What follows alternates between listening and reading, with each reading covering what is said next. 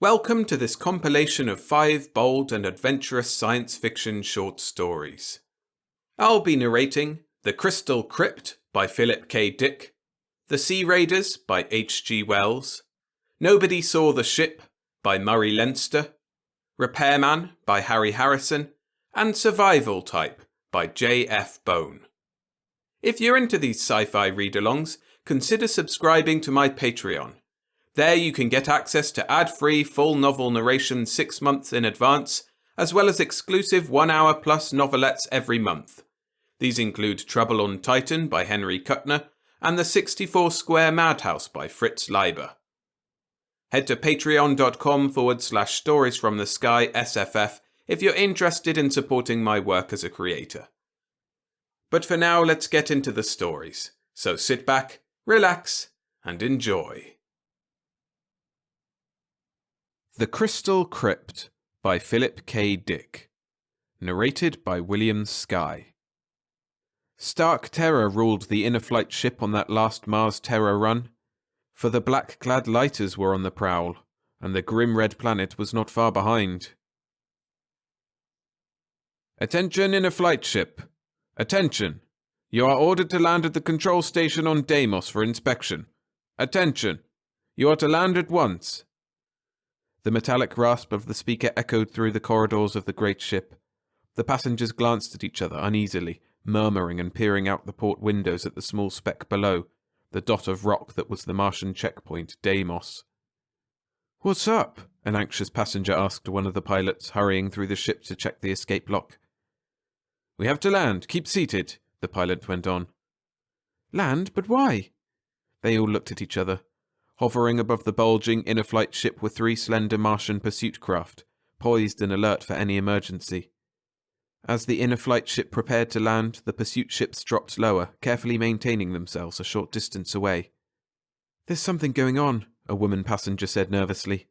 "Lord, I thought we were finally through with those Martians. Now what?" "I don't blame them for giving us one last going over," a heavy-set businessman said to his companion. "After all, with the last ship leaving Mars for Terra, we're damn lucky they let us go at all." "You think there really will be war?" a young man said to the girl sitting in the seat next to him. "Those Martians won't dare fight, not with our weapons and ability to produce. We could take care of Mars in a month. It's all talk." The girl glanced at him. "Don't be so sure. Mars is desperate. They'll fight tooth and nail. I've been on Mars 3 years. She shuddered. "Thank goodness I'm getting away. If—" "Prepare to land," the pilot's voice came. The ship began to settle slowly, dropping down toward the tiny emergency field on the seldom visited moon. Down, down the ship dropped. There was a grinding sound, a sickening jolt, then silence. "We've landed," the heavy-set businessman said. "They better not do anything to us. Terra will rip them apart if they violate one space article." "Please keep your seats," the pilot's voice came. "No one is to leave the ship according to the Martian authorities. We are to remain here." A restless stir filled the ship. Some of the passengers began to read uneasily. Others stared out at the deserted field, nervous and on edge, watching the 3 Martian pursuit ships land and disgorge groups of armed men. The Martian soldiers were crossing the field quickly, moving toward them, running double time. This Inner Flight spaceship was the last passenger vessel to leave Mars for Terra. All other ships had long since left, returning to safety before the outbreak of hostilities. The passengers were the very last to go, the final group of Terrans to leave the grim red planet. Businessmen, expatriates, tourists, any and all Terrans who had not already gone home. "What do you suppose they want?" the young man said to the girl. "It's hard to figure Martians out, isn't it? First they give the ship clearance, let us take off, and now they radio us to set down again. By the way, my name's Thatcher, Bob Thatcher. Since we're going to be here a while." The port lock opened. Talking ceased abruptly as everyone turned. A black-clad Martian official, a province lighter, stood framed against the bleak sunlight, staring around the ship. Behind him, a handful of Martian soldiers stood waiting, their guns ready. "This will not take long," the lighter said, stepping into the ship, the soldiers following him. "You will be allowed to continue your trip shortly." An audible sigh of relief went through the passengers. "Look at him," the girl whispered to Thatcher. "How I hate those black uniforms." "He's just a provincial lighter," Thatcher said. "Don't worry." The lighter stood for a moment, his hands on his hips, looking around at them without expression. I have ordered your ship grounded so that an inspection can be made of all persons aboard, he said. You Terrans are the last to leave our planet.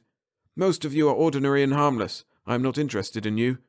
I am interested in finding 3 saboteurs, 3 Terrans, 2 men and a woman who have committed an incredible act of destruction and violence. They are said to have fled to this ship. Murmurs of surprise and indignation broke out on all sides. The lighter motioned the soldiers to follow him up the aisle. 2 hours ago, a Martian city was destroyed. Nothing remains, only a depression in the sand where the city was. The city and all its people have completely vanished. An entire city destroyed in a second. Mars will never rest until the saboteurs are captured, and we know they are aboard this ship. It's impossible, the heavy-set businessman said. There aren't any saboteurs here. We'll begin with you, the lighter said to him, stepping up beside the man's seat. One of the soldiers passed the lighter a square metal box. This will soon tell us if you're speaking the truth. Stand up, get on your feet. The man rose slowly, flushing. See here, are you involved in the destruction of the city? Answer! The man swallowed angrily. I know nothing about any destruction of any city, and furthermore, he is telling the truth, the metal box said tonelessly. Next person. The lighter moved down the aisle. A thin, bald-headed man stood up nervously. No, sir, he said. I don't know a thing about it. He is telling the truth, the box affirmed. Next person. Stand up. One person after another stood, answered, and sat down again in relief. At last there were only a few people left who had not been questioned. The lighter paused, studying them intently. Only 5 left. The 3 must be among you. We have narrowed it down. His hand moved to his belt. Something flashed, a rod of pale fire. He raised the rod, pointing it steadily at the 5 people. All right, the first one of you. What do you know about this destruction? Are you involved with the destruction of our city? No, not at all, the man murmured. Yes, he's telling the truth, the box intoned. Next! Nothing, I know nothing. I had nothing to do with it. True, the box said. The ship was silent. 3 people remained, a middle-aged man and his wife and their son, a boy of about 12. They stood in the corner, staring white-faced at the lighter, at the rod in his dark fingers. It must be you, the lighter grated, moving toward them. The Martian soldiers raised their guns. It must be you. You there, the boy. What do you know about the destruction of our city? Answer! The boy shook his head. Nothing, he whispered. The box was silent for a moment. He is telling the truth, it said reluctantly. Next! Nothing, the woman muttered. Nothing. The truth. Next!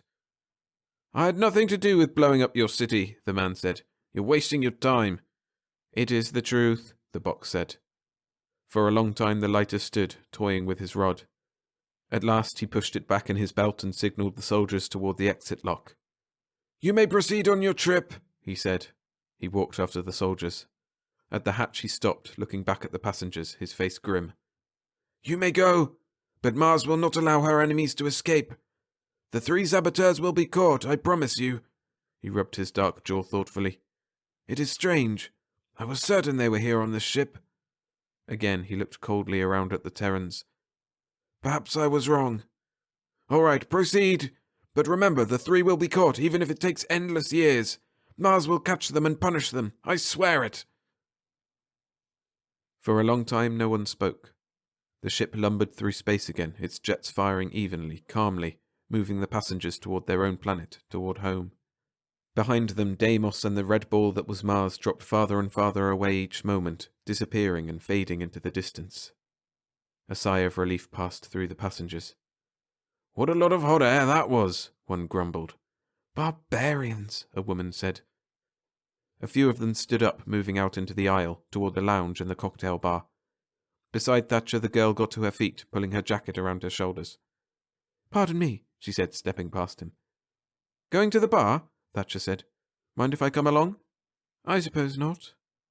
They followed the others into the lounge, walking together up the aisle. You know, Thatcher said, I don't even know your name yet. My name is Mara Gordon. Mara? That's a nice name. What part of Terra are you from? North America? New York? I've been in New York, Mara said. New York is very lovely. She was slender and pretty, with a cloud of dark hair tumbling down her neck against her leather jacket. They entered the lounge and stood undecided. "Let's sit at a table," Mara said, looking round at the people at the bar, mostly men. "Perhaps that table over there." "But someone's there already," Thatcher said. The heavy-set businessman had sat down at the table and deposited his sample case on the floor. "Do we want to sit with him?" "Oh, it's all right," Mara said, crossing to the table. "May we sit here?" she said to the man.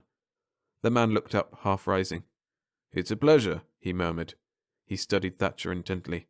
"However, a friend of mine will be joining me in a moment." "I'm sure there's room enough for us all," Mara said. She seated herself and Thatcher helped her with her chair. He sat down too, glancing up suddenly at Mara and the businessman. They were looking at each other almost as if something had passed between them. The man was middle-aged, with a florid face and tired grey eyes. His hands were mottled, with the veins showing thickly. At the moment he was tapping nervously. "My name's Thatcher," Thatcher said to him, holding out his hand. "Bob Thatcher. Since we're going to be together for a while, we might as well get to know each other." The man studied him. Slowly his hand came out. "Why not? My name's Ericsson, Ralph Ericsson." "Ericsson?" Thatcher smiled. "You look like a commercial man to me." He nodded toward the sample case on the floor. "Am I right?" The man named Ericsson started to answer, but at that moment there was a stir. A thin man of about 30 had come up to the table, his eyes bright, staring down at them warmly. "Well, we're on our way," he said to Ericsson. "Hello, Mara." He pulled out a chair and sat down quickly, folding his hands on the table before him. He noticed Thatcher and drew back a little. "Pardon me," he murmured. "Bob Thatcher is my name," Thatcher said. "I hope I'm not intruding here." He glanced around at the three of them, Mara alert, watching him intently, heavy-set Ericsson, his face blank, and this person. "Say, do you three know each other?" he asked suddenly. There was silence. The robot attendant slid over soundlessly, poised to take their orders. Ericsson roused himself. "Let's see," he murmured. "What will we have? Mara?" "Whiskey and water." "You, Jan?"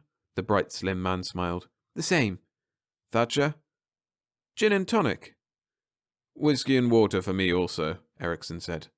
The robot attendant went off. It returned at once with the drinks, setting them on the table. Each took his own. "Well," Ericsson said, holding his glass up, "to our mutual success." All drank. Thatcher and the three of them, heavy-set Ericsson, Mara, her eyes nervous and alert, Jan, who had just come. Again, a look passed between Mara and Ericsson, a look so swift that he would not have caught it had he not been looking directly at her. "What line do you represent, Mr. Ericsson?" Thatcher asked. Ericsson glanced at him, then down at the sample case on the floor. He grunted. "Well, as you can see, I'm a salesman." Thatcher smiled. "I knew it. You get so you can always spot a salesman right off by his sample case. A salesman always has to carry something to show. What are you in, sir?" Ericsson paused. He licked his thick lips, his eyes blank and lidded, like a toad's. At last he rubbed his mouth with his hand and reached down, lifting up the sample case. He set it on the table in front of him. "Well," he said, "perhaps we might even show Mr. Thatcher." They all stared down at the sample case. It seemed to be an ordinary leather case with a metal handle and a snap lock. "I'm getting curious," Thatcher said. "What's in there? You're all so tense. Diamonds? Stolen jewels?" Jan laughed harshly, mirthlessly. "Eric, put it down. We're not far enough away yet." "Nonsense," Eric rumbled. "We're away, Jan." "Please," Mara whispered. "Wait, Eric." "Wait? Why? What for? You're so accustomed to—" "Eric," Mara said. She nodded toward Thatcher. "We don't know him, Eric. Please." "He's a Terran, isn't he?" Ericsson said. "All Terrans are together in these times." He fumbled suddenly at the catch lock on the case. "Yes, Mr. Thatcher, I'm a salesman. We're all salesmen, the three of us." "Then you do know each other?" "Yes," Ericsson nodded. His two companions sat rigidly, staring down. "Yes, we do. Here, I'll show you our line." He opened the case. From it, he took a letter knife, a pencil sharpener, a glass globe paperweight, a box of thumbtacks, a stapler, some clips, a plastic ashtray, and some things Thatcher could not identify. He placed the objects in a row in front of him on the tabletop. Then he closed the sample case. "I gather you're in office supplies," Thatcher said. He touched the letter knife with his finger. "Nice quality steel. Looks like Swedish steel to me." Ericsson nodded, looking into Thatcher's face. "Not really an impressive business, is it? Office supplies. Ashtrays, paper clips." He smiled. "Oh," Thatcher shrugged. "Why not? They're a necessity in modern business. The only thing I wonder—" "What's that?" "Well, I wonder how you'd ever find enough customers on Mars to make it worth your while." He paused, examining the glass paperweight. He lifted it up, holding it to the light, staring at the scene within until Ericsson took it out of his hand and put it back in the sample case. "And another thing, if you three know each other, why did you sit apart when you got on?" They looked at him quickly. "And why didn't you speak to each other until we left Deimos?" He leaned toward Ericsson, smiling at him. "2 men and a woman. 3 of you. Sitting apart in the ship. Not speaking, not until the check station was passed. I find myself thinking over what the Martian said. 3 saboteurs, a woman and 2 men. Ericsson put the things back in the sample case. He was smiling, but his face had gone chalk white. Mara stared down, playing with a drop of water on the edge of her glass. Jan clenched his hands together nervously, blinking rapidly. "You 3 are the ones the lighter was after," Thatcher said softly. "You are the destroyers, the saboteurs. But their lie detector, why didn't it trap you? How did you get by that? And now you're safe outside the check station." He grinned, staring around at them. "I'll be damned! And I really thought you were a salesman, Ericsson. You really fooled me." Ericsson relaxed a little. "Well, Mr. Thatcher, it's in a good cause. I'm sure you have no love for Mars either. No Terran does. And I see you're leaving with the rest of us." "True," Thatcher said. "You must certainly have an interesting account to give, the 3 of you." He looked around the table. "We still have an hour or so of travel. Sometimes it gets dull, this Mars Terror run. Nothing to see, nothing to do but sit and drink in the lounge." He raised his eyes slowly. "Any chance you'd like to spin a story to keep us awake?" Jan and Mara looked at Ericsson. "Go on," Jan said. "He knows who we are. Tell him the rest of the story." "You might as well," Mara said. Jan let out a sigh suddenly, a sigh of relief. "Let's put the cards on the table, get this weight off us. I'm tired of sneaking around, slipping." "Sure," Ericsson said expansively. "Why not?" He settled back in his chair, unbuttoning his vest. "Certainly, Mr. Thatcher. I'll be glad to spin you a story. And I'm sure it will be interesting enough to keep you awake." They ran through the groves of dead trees, leaping across the sun-baked Martian soil, running silently together. They went up a little rise, across a narrow ridge. Suddenly Eric stopped, throwing himself down flat on the ground. The others did the same, pressing themselves against the soil, gasping for breath. "Be silent," Eric muttered. He raised himself a little. "No noise. There'll be lighters nearby from now on. We don't dare take any chances." Between the 3 people lying in the grove of dead trees and the city was a barren, level waste of desert over a mile of blasted sand. No trees or bushes marred the smooth, parched surface.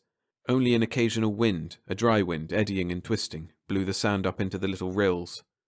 A faint odour came to them, a bitter smell of heat and sand, carried by the wind. Eric pointed. "Look, the city, there it is." They stared, still breathing deeply from their race through the trees. The city was close, closer than they had ever seen it before. Never had they gotten so close to it in times past. Terrans were never allowed near the great Martian cities, the centres of Martian life. Even in ordinary times, when there was no threat of approaching war, the Martians shrewdly kept all Terrans away from their citadels. Partly from fear, partly from a deep innate sense of hostility toward the white-skinned visitors, whose commercial ventures had earned them the respect, and the dislike, of the whole system. "How does it look to you?" Eric said. The city was huge, much larger than they had imagined from the drawings and models they had studied so carefully back in New York, in the War Ministry office. Huge it was, huge and stark, black towers rising up against the sky, incredibly thin columns of ancient metal, columns that had stood wind and sun for centuries. Around the city was a wall of stone, red stone, immense bricks that had been lugged there and fitted into place by slaves of the early Martian dynasties under the whiplash of the first great kings of Mars. An ancient sun-baked city, a city set in the middle of a wasted plain, beyond groves of dead trees, a city seldom seen by Terrans, but a city studied on maps and charts in every war office on Terra. A city that contained, for all its ancient stone and archaic towers, the ruling group of all Mars, the Council of Senior Lighters, black-clad men who governed and ruled with an iron hand. The Senior Lighters, 12 fanatic and devoted men, black priests, but priests with flashing rods of fire, lie detectors, rocket ships, intraspace cannon, many more things the Terran Senate could only conjecture about. The Senior Lighters and their subordinate Province Lighters. Eric and the 2 behind him suppressed a shudder. "We've got to be careful," Eric said again. "We'll be passing among them soon. If they guess who we are, or what we're here for..." He snapped open the case he carried, glancing inside for a second. Then he closed it again, grasping the handle firmly. "Let's go," he said. He stood up slowly. You two come up beside me. I want to make sure you look the way you should. Mara and Jan stepped quickly ahead. Eric studied them critically as the three of them walked slowly down the slope onto the plain toward the towering black spires of the city. Jan, Eric said, take hold of her hand. Remember, you're going to marry her. She's your bride. And Martian peasants think a lot of their brides. Jan was dressed in the short trousers and coat of the Martian farmer, a knotted rope tied around his waist, a hat on his head to keep off the sun. His skin was dark, coloured by dye until it was almost bronze. You look fine, Eric said to him. He glanced at Mara. Her black hair was tied in a knot, looped through a hollowed-out uke bone. Her face was dark too, dark and lined with coloured ceremonial pigment, green and orange stripes across her cheeks. Earrings were strung through her ears. On her feet were tiny slippers of pera hide, laced around her ankles, and she wore long, translucent Martian trousers with a bright sash tied around her waist. Between her small breasts a chain of stone beads rested, good luck charms for the coming marriage. All right, Eric said. He himself wore the flowing grey robe of a Martian priest, dirty robes that were supposed to remain on him all his life, to be buried around him when he died. I think we'll get past the guards. There should be heavy morning traffic on the road. They walked on, the hard sand crunching under their feet. Against the horizon they could see specks moving, other persons going toward the city, farmers and peasants and merchants, bringing their crops and goods to market. See the cart, Mara exclaimed. They were nearing a narrow road, 2 ruts worn into the sand. A Martian hoofer was pulling the cart, its great sides wet with perspiration, its tongue hanging out. The cart was piled high with bales of cloth, rough country cloth, hand-dipped. A bent farmer urged the hoofer on. And there, she pointed, smiling. A group of merchants riding small animals were moving along behind the cart, Martians in long robes, their faces hidden by sand masks. On each animal was a pack, carefully tied on with rope, and beyond the merchants, plodding dully along, were peasants and farmers in an endless procession, some riding carts or animals, but mostly on foot. Mara and Jan and Eric joined the line of people, melting in behind the merchants. No one noticed them, no one looked up or gave any sign. The march continued as before. Neither Jan nor Mara said anything to each other. They walked a little behind Eric, who paced with a certain dignity, a certain bearing becoming his position. Once he slowed down, pointing up at the sky. Look, he murmured in the Martian hill dialect. See that? 2 black dots circled lazily. Martian patrol craft, the military on the outlook for any sign of unusual activity. War was almost ready to break out with terror. Any day, almost any moment. We'll be just in time, Eric said. Tomorrow will be too late. The last ship will have left Mars. I hope nothing stops us, Mara said. I want to get back home when we're through. Half an hour passed. They neared the city, the wall growing as they walked, rising higher and higher until it seemed to blot out the sky itself. A vast wall, a wall of eternal stone that had felt the wind and sun for centuries. A group of Martian soldiers were standing at the entrance, the single passage gate hewn into the rock leading to the city. As each person went through, the soldiers examined him, poking his garments, looking into his load. Eric tensed. The line had slowed almost to a halt. It'll be our turn soon, he murmured. Be prepared. Let's hope no lighters come around, Jan said. The soldiers aren't so bad. Mara was staring up at the wall and the towers beyond. Under their feet the ground trembled, vibrating and shaking. She could see tongues of flame rising from the towers, from the deep underground factories and forges of the city. The air was thick and dense with particles of soot. Mara rubbed her mouth, coughing. Here they come, Eric said softly. The merchants had been examined and allowed to pass through the dark gate, the entrance through the wall into the city. They and their silent animals had already disappeared inside. The leader of the group of soldiers was beckoning impatiently to Eric, waving him on. Come along, he said. Hurry up there, old man. Eric advanced slowly, his arms wrapped around his body, looking down at the ground. Who are you and what's your business here? The soldier demanded, his hands on his hips, his gun hanging idly at his waist. Most of the soldiers were lounging lazily, leaning against the wall, some even squatting in the shade. Flies crawled on the face of one who had fallen asleep, his gun on the ground beside him. My business, Eric murmured. I am a village priest. Why do you want to enter the city? I must bring these 2 people before the magistrate to marry them. He indicated Mara and Jan standing a little behind him. That is the law the lighters have made. The soldier laughed. He circled around Eric. What do you have in that bag you carry? Laundry. We stay the night. What village are you from? Kranos. Kranos? The soldier looked to a companion. Ever heard of Kranos? A backward pigsty. I saw it once on a hunting trip. The leader of the soldiers nodded to Jan and Mara. The two of them advanced, their hands clasped, standing close together. One of the soldiers put his hand on Mara's bare shoulder, turning her around. Nice little wife you're getting, he said. Good and firm looking. He winked, grinning lewdly. Jan glanced at him in sullen resentment. The soldiers guffawed. All right, the leader said to Eric. You people can pass. Eric took a small purse from his robes and gave the soldier a coin. Then the three of them went into the dark tunnel that was the entrance, passing through the wall of stone into the city beyond. They were within the city. Now, Eric whispered. Hurry. Around them the city roared and cracked, the sound of 1,000 vents and machines shaking the stones under their feet. Eric led Mara and Jan into a corner by a row of brick warehouses. People were everywhere, hurrying back and forth, shouting above the din, merchants, peddlers, soldiers, street women. Eric bent down and opened the case he carried. From the case he quickly took 3 small coils of fine metal, intricate meshed wires and veins worked together into a small cone. Jan took one and Mara took one. Eric put the remaining cone into his robe and snapped the case shut again. Now remember, the coils must be buried in such a way that the line runs through the center of the city. We must trisect the main section, where the largest concentration of buildings is. Remember the maps. Watch the alleys and streets carefully. Talk to no one if you can help it. Each of you has enough Martian money to buy your way out of trouble. Watch especially for cut purses, and for heaven's sake, don't get lost. Eric broke off. 2 black-clad lighters were coming along the inside of the wall, strolling together with their hands behind their backs. They noticed the 3 who stood in the corner by the warehouses and stopped. Go, Eric muttered, and be back here at sundown. He smiled grimly. Or never come back. Each went off a different way, walking quickly without looking back. The lighters watched them go. The little bride was quite lovely, one lighter said. Those hill people have the stamp of nobility in their blood, from the old times. A very lucky young peasant to possess her, the other said. They went on. Eric looked after them, still smiling a little. Then he joined the surging mass of people that milled eternally through the streets of the city. At dusk they met outside the gate. The sun was soon to set, and the air had turned thin and frigid. It cut through their clothing like knives. Mara huddled against Jan, trembling and rubbing her bare arms.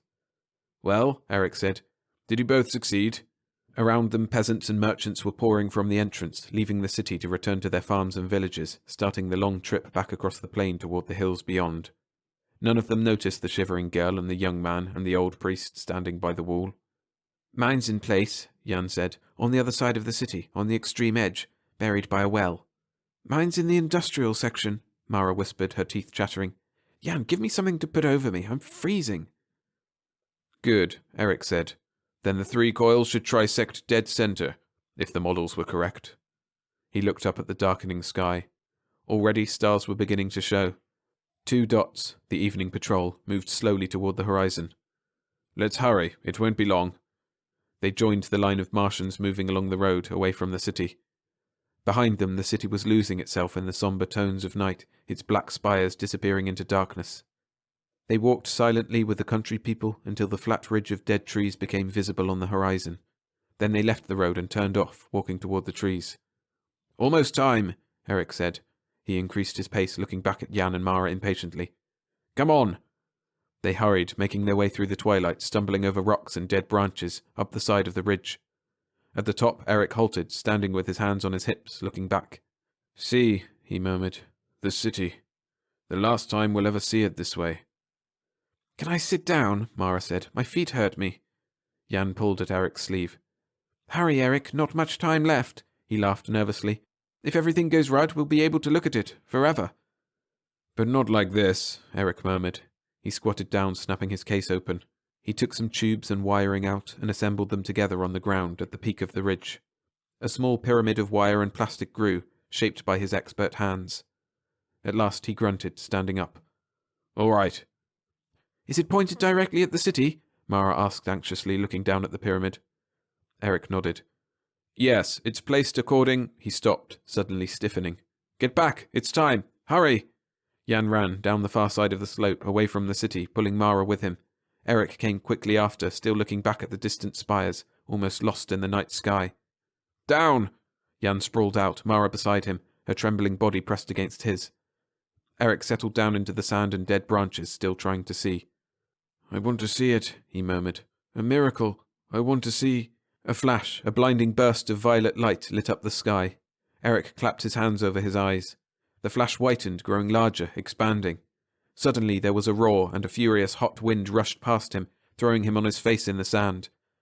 The hot, dry wind licked and seared at them, crackling the bits of branches into flame. Mara and Jan shut their eyes, pressed tightly together. God, Eric muttered. The storm passed. They opened their eyes slowly. The sky was still alive with fire, a drifting cloud of sparks that was beginning to dissipate with the night wind. Eric stood up unsteadily, helping Jan and Mara to their feet. The three of them stood, staring silently across the dark waste, the black plain, none of them speaking. The city was gone. At last Eric turned away. That part's done, he said. Now the rest. Give me a hand, Jan. There'll be 1,000 patrol ships around here in a minute. I see one already, Mara said, pointing up. A spot winked in the sky, a rapidly moving spot. They're coming, Eric. There was a throb of chill fear in her voice. I know. Eric and Jan squatted on the ground around the pyramid of tubes and plastic, pulling the pyramid apart. The pyramid was fused together like molten glass. Eric tore the pieces away with trembling fingers. From the remains of the pyramid he pulled something forth, something he held up high, trying to make it out in the darkness. Jan and Mara came close to see, both staring up intently, almost without breathing. There it is, Eric said. There! In his hand was a globe, a small transparent globe of glass. Within the glass something moved, something minute and fragile, spires almost too small to be seen, microscopic, a complex web swimming within the hollow glass globe. A web of spires. A city. Eric put the globe into the case and snapped it shut. Let's go, he said. They began to lope back through the trees, back the way they had come before. We'll change in the car, he said as they ran. I think we should keep these clothes on until we're actually inside the car. We still might encounter someone. I'll be glad to get my own clothing on again, Jan said. I feel funny in these little pants.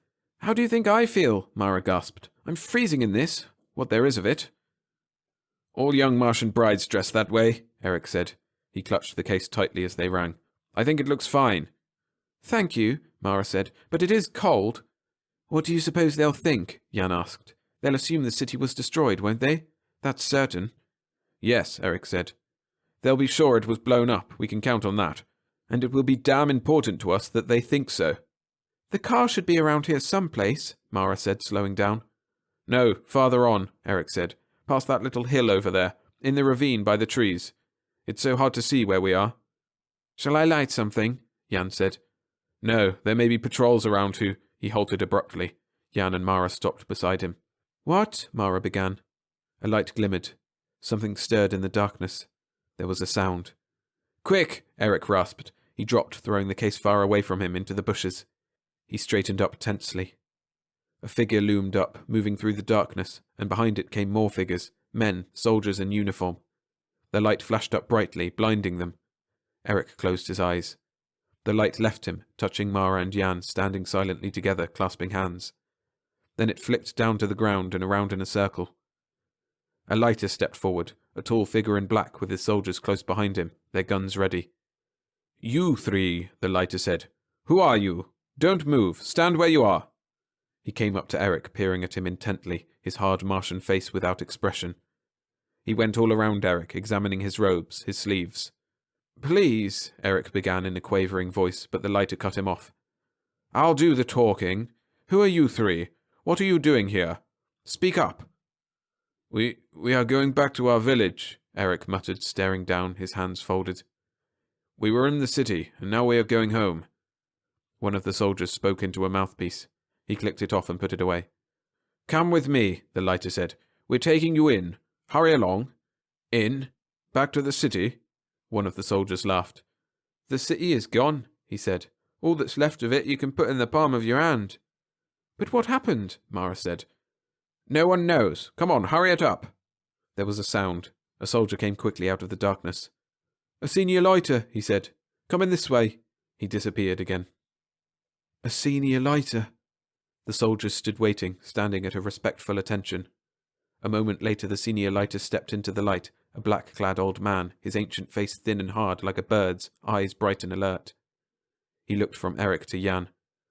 Who are these people? He demanded. Villagers going back home. No, they're not. They don't stand like villagers. Villagers slump. Diet, poor food. These people are not villagers. I myself came from the hills, and I know. He stepped close to Eric, looking keenly into his face. Who are you? Look at his chin. He never shaved with a sharpened stone. Something is wrong here. In his hand a rod of pale fire flashed. The city is gone, and with it at least half the Leinster council. It is very strange. A flash, then heat, and a wind. But it was not fission. I am puzzled. All at once the city has vanished. Nothing is left but a depression in the sand. We'll take them in, the other lighter said. Soldiers surround them. Make certain that— Run! Eric cried.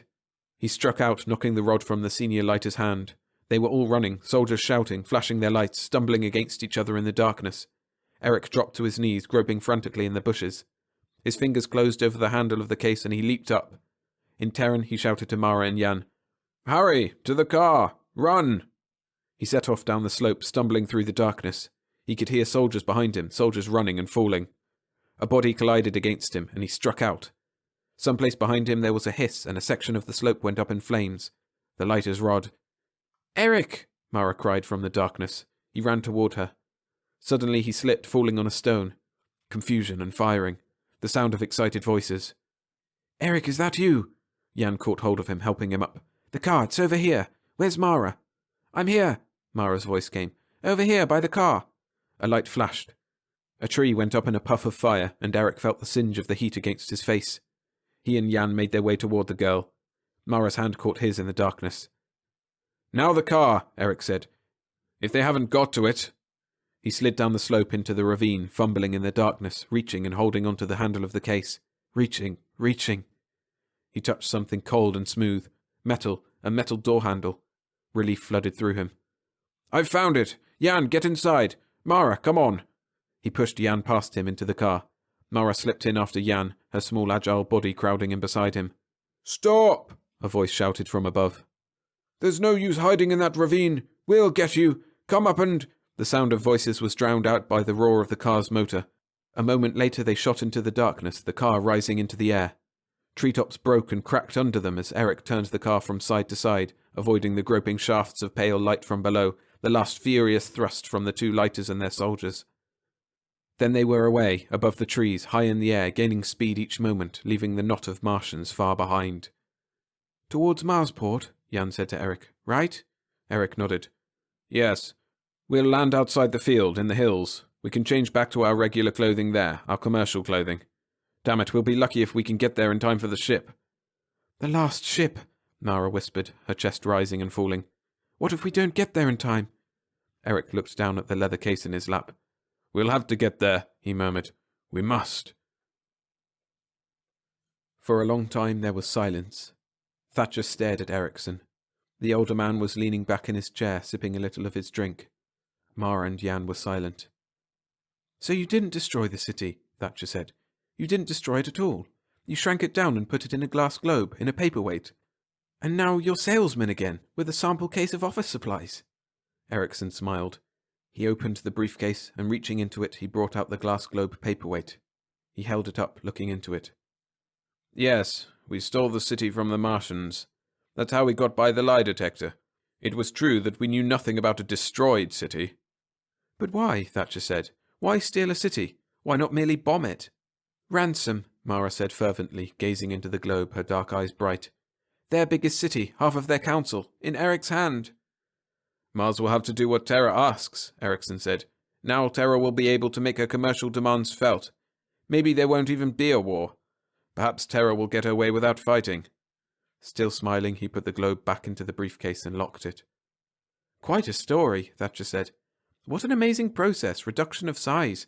A whole city reduced to microscopic dimensions. Amazing. No wonder you were able to escape. With such daring as that, no one could hope to stop you. He looked down at the briefcase on the floor.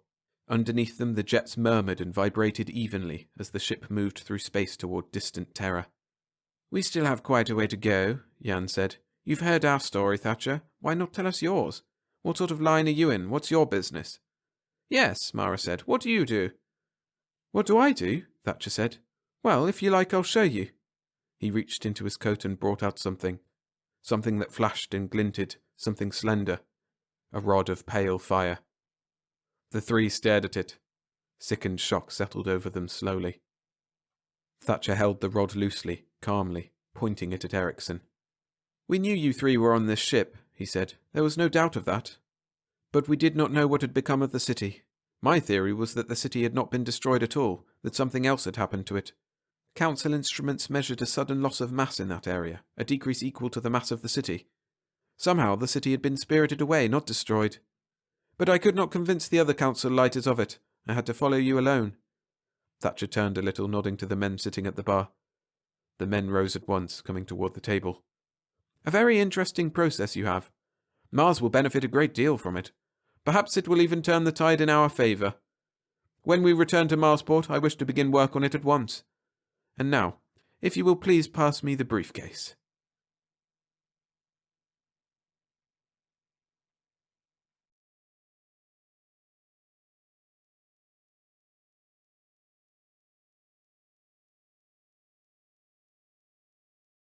The Sea Raiders by H.G. Wells. Narrated by William Skye. This story is brought to you by my Patreon backers, in particular Kenneth Joe Johnson. Many thanks for continuing to support the channel. Chapter 1. Until the extraordinary affair at Sidmouth, the peculiar species Haploteuthis ferox was known to science only generically, on the strength of a half-digested tentacle obtained near the Azores, and a decaying body pecked by birds and nibbled by fish, found early in 1896 by Mr. Jennings near Land's End. In no department of zoological science, indeed, are we quite so much in the dark as with regard to the deep-sea cephalopods. A mere accident, for instance, it was that led to the Prince of Monaco's discovery of nearly a dozen new forms in the summer of 1895, a discovery in which the before-mentioned tentacle was included. It chanced that a cachalot was killed off Terceira by some sperm whalers, and in its last struggles charged almost to the prince's yacht, missed it, rolled under, and died within 20 yards of his rudder. And in its agony it threw up a number of large objects, which the prince, dimly perceiving they were strange and important, was by a happy expedient able to secure before they sank. He set his screws in motion, and kept them circling in the vortices thus created until a boat could be lowered. And these specimens were whole cephalopods and fragments of cephalopods, some of gigantic proportions, and almost all of them unknown to science. It would seem, indeed, that these large and agile creatures, living in the middle depths of the sea, must, to a large extent, forever remain unknown to us, since underwater they are too nimble for nets, and it is only by such rare, unlooked-for accidents that specimens can be obtained.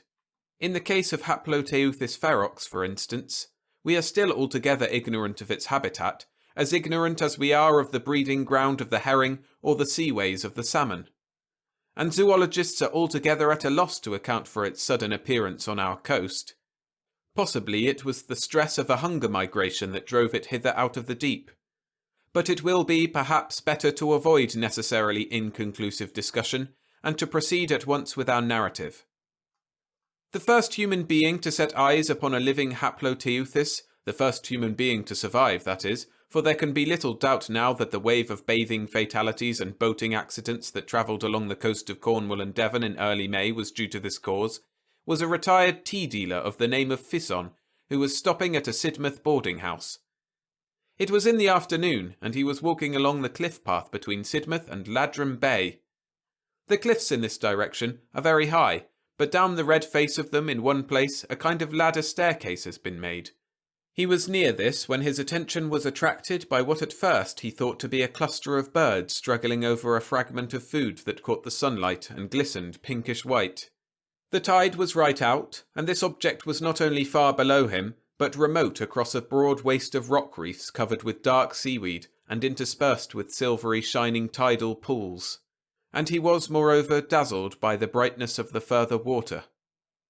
In a minute, regarding this again, he perceived that his judgment was in fault, for over this struggle circled a number of birds, jackdaws and gulls for the most part, the latter gleaming blindingly when the sunlight smote their wings, and they seemed minute in comparison with it. And his curiosity was, perhaps, aroused all the more strongly because of his first insufficient explanations. As he had nothing better to do than amuse himself, he decided to make this object, whatever it was, the goal of his afternoon walk instead of Ladram Bay, conceiving it might perhaps be a great fish of some sort, stranded by some chance and flapping about in its distress. And so he hurried down the long steep ladder, stopping at intervals of 30 feet or so to take breath and scan the mysterious movement. At the foot of the cliff he was, of course, nearer his object than he had been, but on the other hand it now came up against the incandescent sky beneath the sun so as to seem dark and indistinct. Whatever was pinkish of it was now hidden by a skerry of weedy boulders.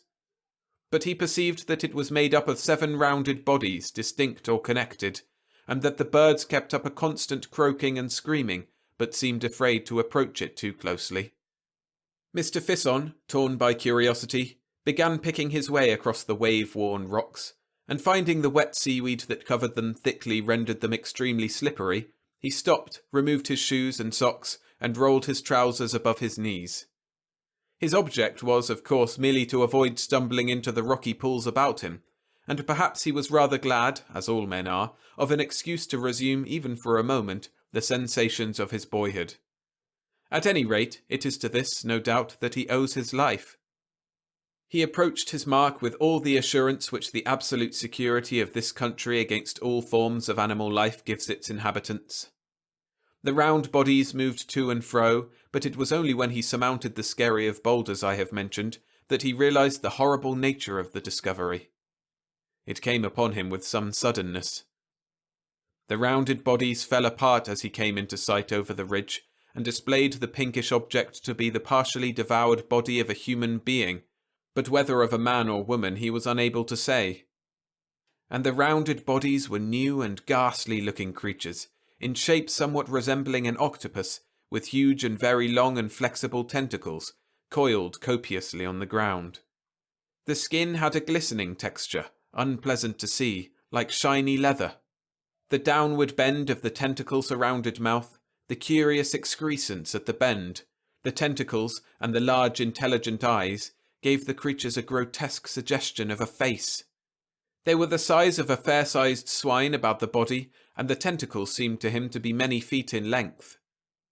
There were, he thinks, 7 or 8 at least of the creatures.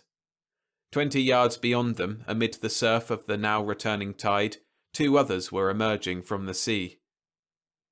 Their bodies lay flatly on the rocks, and their eyes regarded him with evil interest. But it does not appear that Mr. Fisson was afraid, or that he realized that he was in any danger. Possibly his confidence is to be ascribed to the limpness of their attitudes. But he was horrified, of course, and intensely excited and indignant at such revolting creatures preying upon human flesh. He thought they had chanced upon a drowned body. He shouted to them, with the idea of driving them off, and finding they did not bunch, cast about him, picked up a big rounded lump of rock, and flung it at one. And then, slowly uncoiling their tentacles, they all began moving towards him, creeping at first deliberately, and making a soft purring sound to each other. In a moment, Mr. Fisson realized that he was in danger. He shouted again, threw both his boots, and started off with a leap forthwith. 20 yards off he stopped and faced about, judging them slow, and behold, the tentacles of their leader were already pouring over the rocky ridge on which he had just been standing. At that he shouted again, but this time not threatening, but a cry of dismay, and began jumping, striding, slipping, wading across the uneven expanse between him and the beach. The tall red cliffs seemed suddenly at a vast distance, and he saw, as though they were creatures in another world, 2 minute workmen engaged in the repair of the ladderway, and little suspecting the race for life that was beginning below them. At one time he could hear the creatures splashing in the pools not a dozen feet behind him, and once he slipped and almost fell. They chased him to the very foot of the cliffs, and desisted only when he had been joined by the workmen at the foot of the ladderway up the cliff. All 3 of the men pelted them with stones for a time, and then hurried to the cliff top and along the path towards Sidmouth, to secure assistance and a boat, and to rescue the desecrated body from the clutches of these abominable creatures. Chapter 2. And, as if he had not already been in sufficient peril that day, Mr. Fisson went with the boat to point out the exact spot of his adventure. As the tide was down, it required a considerable detour to reach the spot, and when at last they came off the ladderway, the mangled body had disappeared. The water was now running in, submerging first one slab of slimy rock, and then another, and the 4 men in the boat, the workmen, that is, the boatman, and Mr. Fisson, now turned their attention from the bearings offshore to the water beneath the keel. At first they could see little below them save a dark jungle of laminaria with an occasional darting fish. Their minds were set on adventure, and they expressed their disappointment freely. But presently they saw one of the monsters swimming through the water seaward with a curious rolling motion that suggested to Mr. Fisson the spinning roll of a captive balloon. Almost immediately after, the waving streamers of laminaria were extraordinarily perturbed, parted for a moment, and 3 of these beasts became darkly visible, struggling for what was probably some fragment of the drowned man. In a moment the copious olive-green ribbons had poured again over this writhing group. At that, all 4 men, greatly excited, began beating the water with oars and shouting, and immediately they saw a tumultuous movement among the weeds. They desisted to see more clearly, and as soon as the water was smooth, they saw, as it seemed to them, the whole sea bottom among the weeds set with eyes. "Ugly swine!" cried one of the men. "Why, there's dozens!" And forthwith the things began to rise through the water about them. Mr. Fisson has since described to the writer this startling eruption out of the waving laminaria meadows. To him it seemed to occupy a considerable time, but it is probable that really it was an affair of a few seconds only. For a time nothing but eyes, and then he speaks of tentacles streaming out and parting the weed fronds this way and that. Then these things, growing larger, until at last the bottom was hidden by their intercoiling forms, and the tips of tentacles rose darkly here and there into the air above the swell of the waters. One came up boldly to the side of the boat, and clinging to this with 3 of its sucker-set tentacles, threw 4 others over the gunwale, as if with an intention either of oversetting the boat or of clambering into it. Mr. Fisson at once caught up the boat-hook, and, jabbing furiously at the soft tentacles, forced it to desist. He was struck in the back and almost pitched over by the boatman, who was using his oar to resist a similar attack on the other side of the boat. But the tentacles on either side at once relaxed their hold, slid out of sight, and splashed into the water. "We'd better get out of this," said Mr. Fisson, who was trembling violently. He went to the tiller, while the boatman and one of the workmen seated themselves and began rowing. The other workman stood up in the forepart of the boat, with the boat-hook ready to strike any more tentacles that might appear.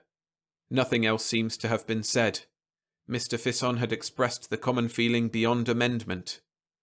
In a hushed, scared mood, with faces white and drawn, they set about escaping from the position into which they had so recklessly blundered. But the oars had scarcely dropped into the water before dark, tapering, serpentine ropes had bound them and were about the rudder, and creeping up the sides of the boat with a looping motion came the suckers again. The men gripped their oars and pulled, but it was like trying to move a boat in a floating raft of weeds. "Help here!" cried the boatman, and Mr. Fisson and the second workman rushed to help lug at the oar. Then the man with the boat-hook, his name was Ewan, sprang up with a curse and began striking downward over the side, as far as he could reach, at the bank of tentacles that now clustered along the boat's bottom. And at the same time, the 2 rowers stood up to get a better purchase for the recovery of their oars. The boatman handed his to Mr. Fisson, who lugged desperately, and meanwhile the boatman opened a big clasp knife, and leaning over the side of the boat, began hacking at the spiring arms upon the oar shaft. Mr. Fisson, staggering with the quivering rocking of the boat, his teeth set, his breath coming short, and the veins starting on his hands as he pulled at his oar, suddenly cast his eyes seaward. And there, not 50 yards off, across the long rollers of the incoming tide, was a large boat standing in towards them, with 3 women and a little child in it. A boatman was rowing, and a little man in a pink-ribboned straw hat and whites stood in the stern hailing them. For a moment, of course, Mr. Fisson thought of help, and then he thought of the child. He abandoned his oar forthwith, threw up his arms in a frantic gesture, and screamed to the party in the boat to keep away, for God's sake. It says much for the modesty and courage of Mr. Fisson that he does not seem to be aware that there was any quality of heroism in his action at this juncture.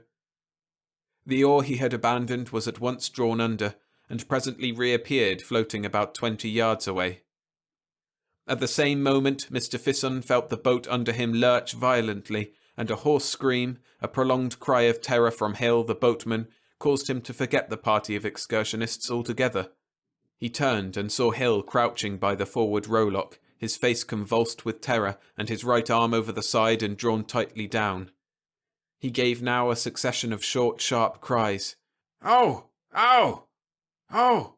Ow!"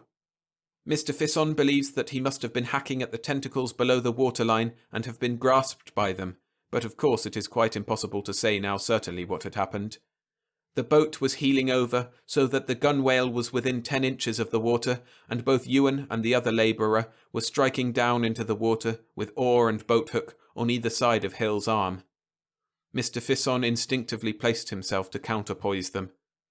Then Hill, who was a burly, powerful man, made a strenuous effort and rose almost to a standing position.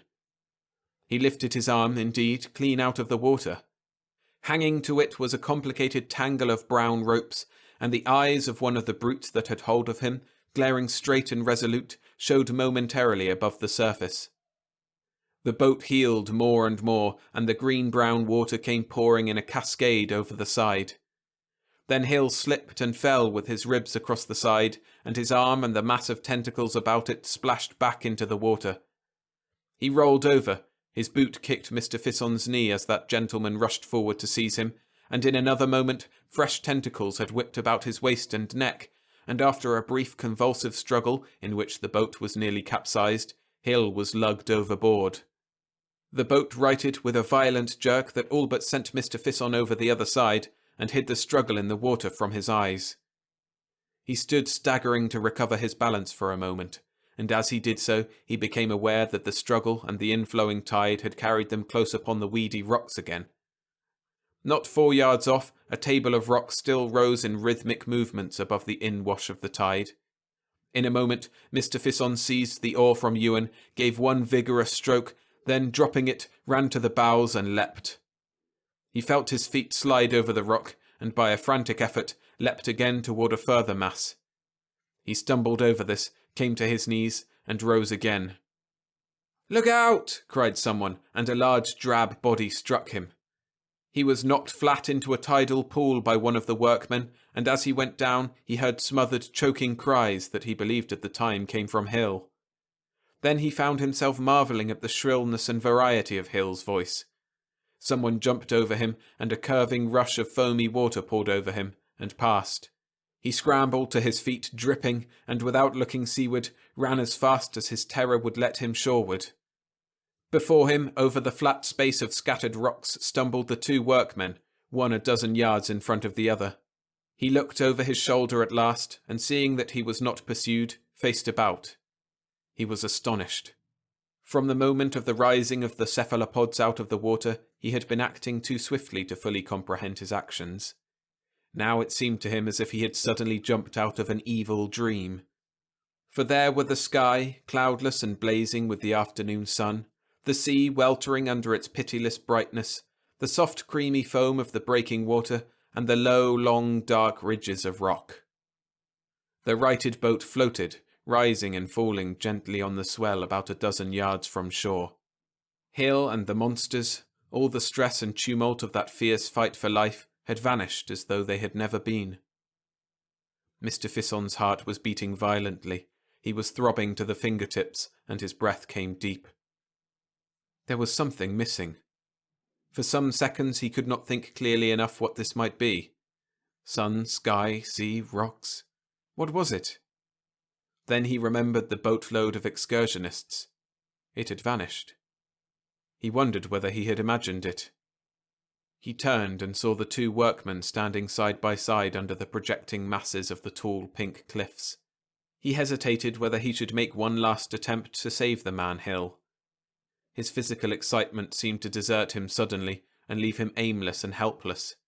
He turned shoreward, stumbling and wading toward his two companions. He looked back again, and there were now two boats floating, and the one farthest out at sea pitched clumsily, bottom upward. Chapter 3. So it was Haploteuthis ferox made its appearance upon the Devonshire coast. So far this has been its most serious aggression. Mr. Fisson's account, taken together with the wave of boating and bathing casualties to which I have already alluded, and the absence of fish from the Cornish coasts that year, points clearly to a shoal of these voracious deep-sea monsters prowling slowly along the subtidal coastline. Hunger migration has, I know, been suggested as the force that drove them hither, but for my own part, I prefer to believe the alternative theory of Hemsley. Hemsley holds that a pack or shoal of these creatures may have become enamoured of human flesh by the accident of a foundered ship sinking among them, and have wandered in search of it out of their accustomed zone, first waylaying and following ships, and so coming to our shores in the wake of the Atlantic traffic. But to discuss Hemsley's cogent and admirably stated arguments would be out of place here. It would seem that the appetites of the shoal were satisfied by the catch of 11 people, for so far as can be ascertained, there were 10 people in the second boat, and certainly these creatures gave no further signs of their presence off Sidmouth that day. The coast between Seaton and Budleigh Salterton was patrolled all that evening and night by 4 preventative service boats, the men in which were armed with harpoons and cutlasses, and as the evening advanced, a number or more of less similarly equipped expeditions, organised by private individuals, joined them. Mr. Fisson took no part in any of these expeditions. About midnight, excited hails were heard from a boat about a couple of miles out at sea to the southeast of Sidmouth, and a lantern was seen waving in a strange manner to and fro and up and down. The nearer boats at once hurried towards the alarm. The venturesome occupants of the boat, a seaman, a curate, and 2 schoolboys, had actually seen the monsters passing under their boat. The creatures, it seems, like most deep-sea organisms, were phosphorescent, and they had been floating 5 fathoms deep or so, like creatures of moonshine through the blackness of the water, their tentacles retracted and as if asleep rolling over, and moving slowly in a wedge-like formation towards the southeast. These people told their story in gesticulated fragments, as first one boat drew alongside, and then another. At last there was a little fleet of 8 or 9 boats collected together, and from them a tumult like the chatter of a marketplace rose into the stillness of the night. There was little or no disposition to pursue the shoal. The people had neither weapons nor experience for such a dubious chase, and presently, even with a certain relief it may be, the boats turned shoreward. And now to tell what is perhaps the most astonishing fact in this whole astonishing raid. We have not the slightest knowledge of the subsequent movements of the shoal, although the whole southwest coast was now alert for it. But it may perhaps be significant that a cachalot was stranded off Sark on June the 3rd. 2 weeks and 3 days after the Sidmouth affair, a living Haploteuthis came ashore on Calais sands. It was alive because several witnesses saw its tentacles moving in a convulsive way. But it is probable that it was dying. A gentleman named Pouchet obtained a rifle and shot it. That was the last appearance of a living Haploteuthis. No others were seen on the French coast. On the 15th of June, a dead carcass, almost complete, was washed ashore near Torquay, and a few days later a boat from the Marine Biological Station, engaged in dredging off Plymouth, picked up a rotting specimen, slashed deeply with a cutlass wound. How the former had come by its death it is impossible to say. And on the last day of June, Mr. Egbert Kane, an artist bathing near Newlyn, threw up his arms, shrieked, and was drawn under. A friend bathing with him made no attempt to save him, but swam at once for the shore. This is the last fact to tell of this extraordinary raid from deeper sea. Whether it is really the last of these horrible creatures, it is as yet premature to say. But it is believed, and certainly it is to be hoped, that they have returned now, and returned for good, to the sunless depths of the middle seas, out of which they have so strangely and so mysteriously arisen.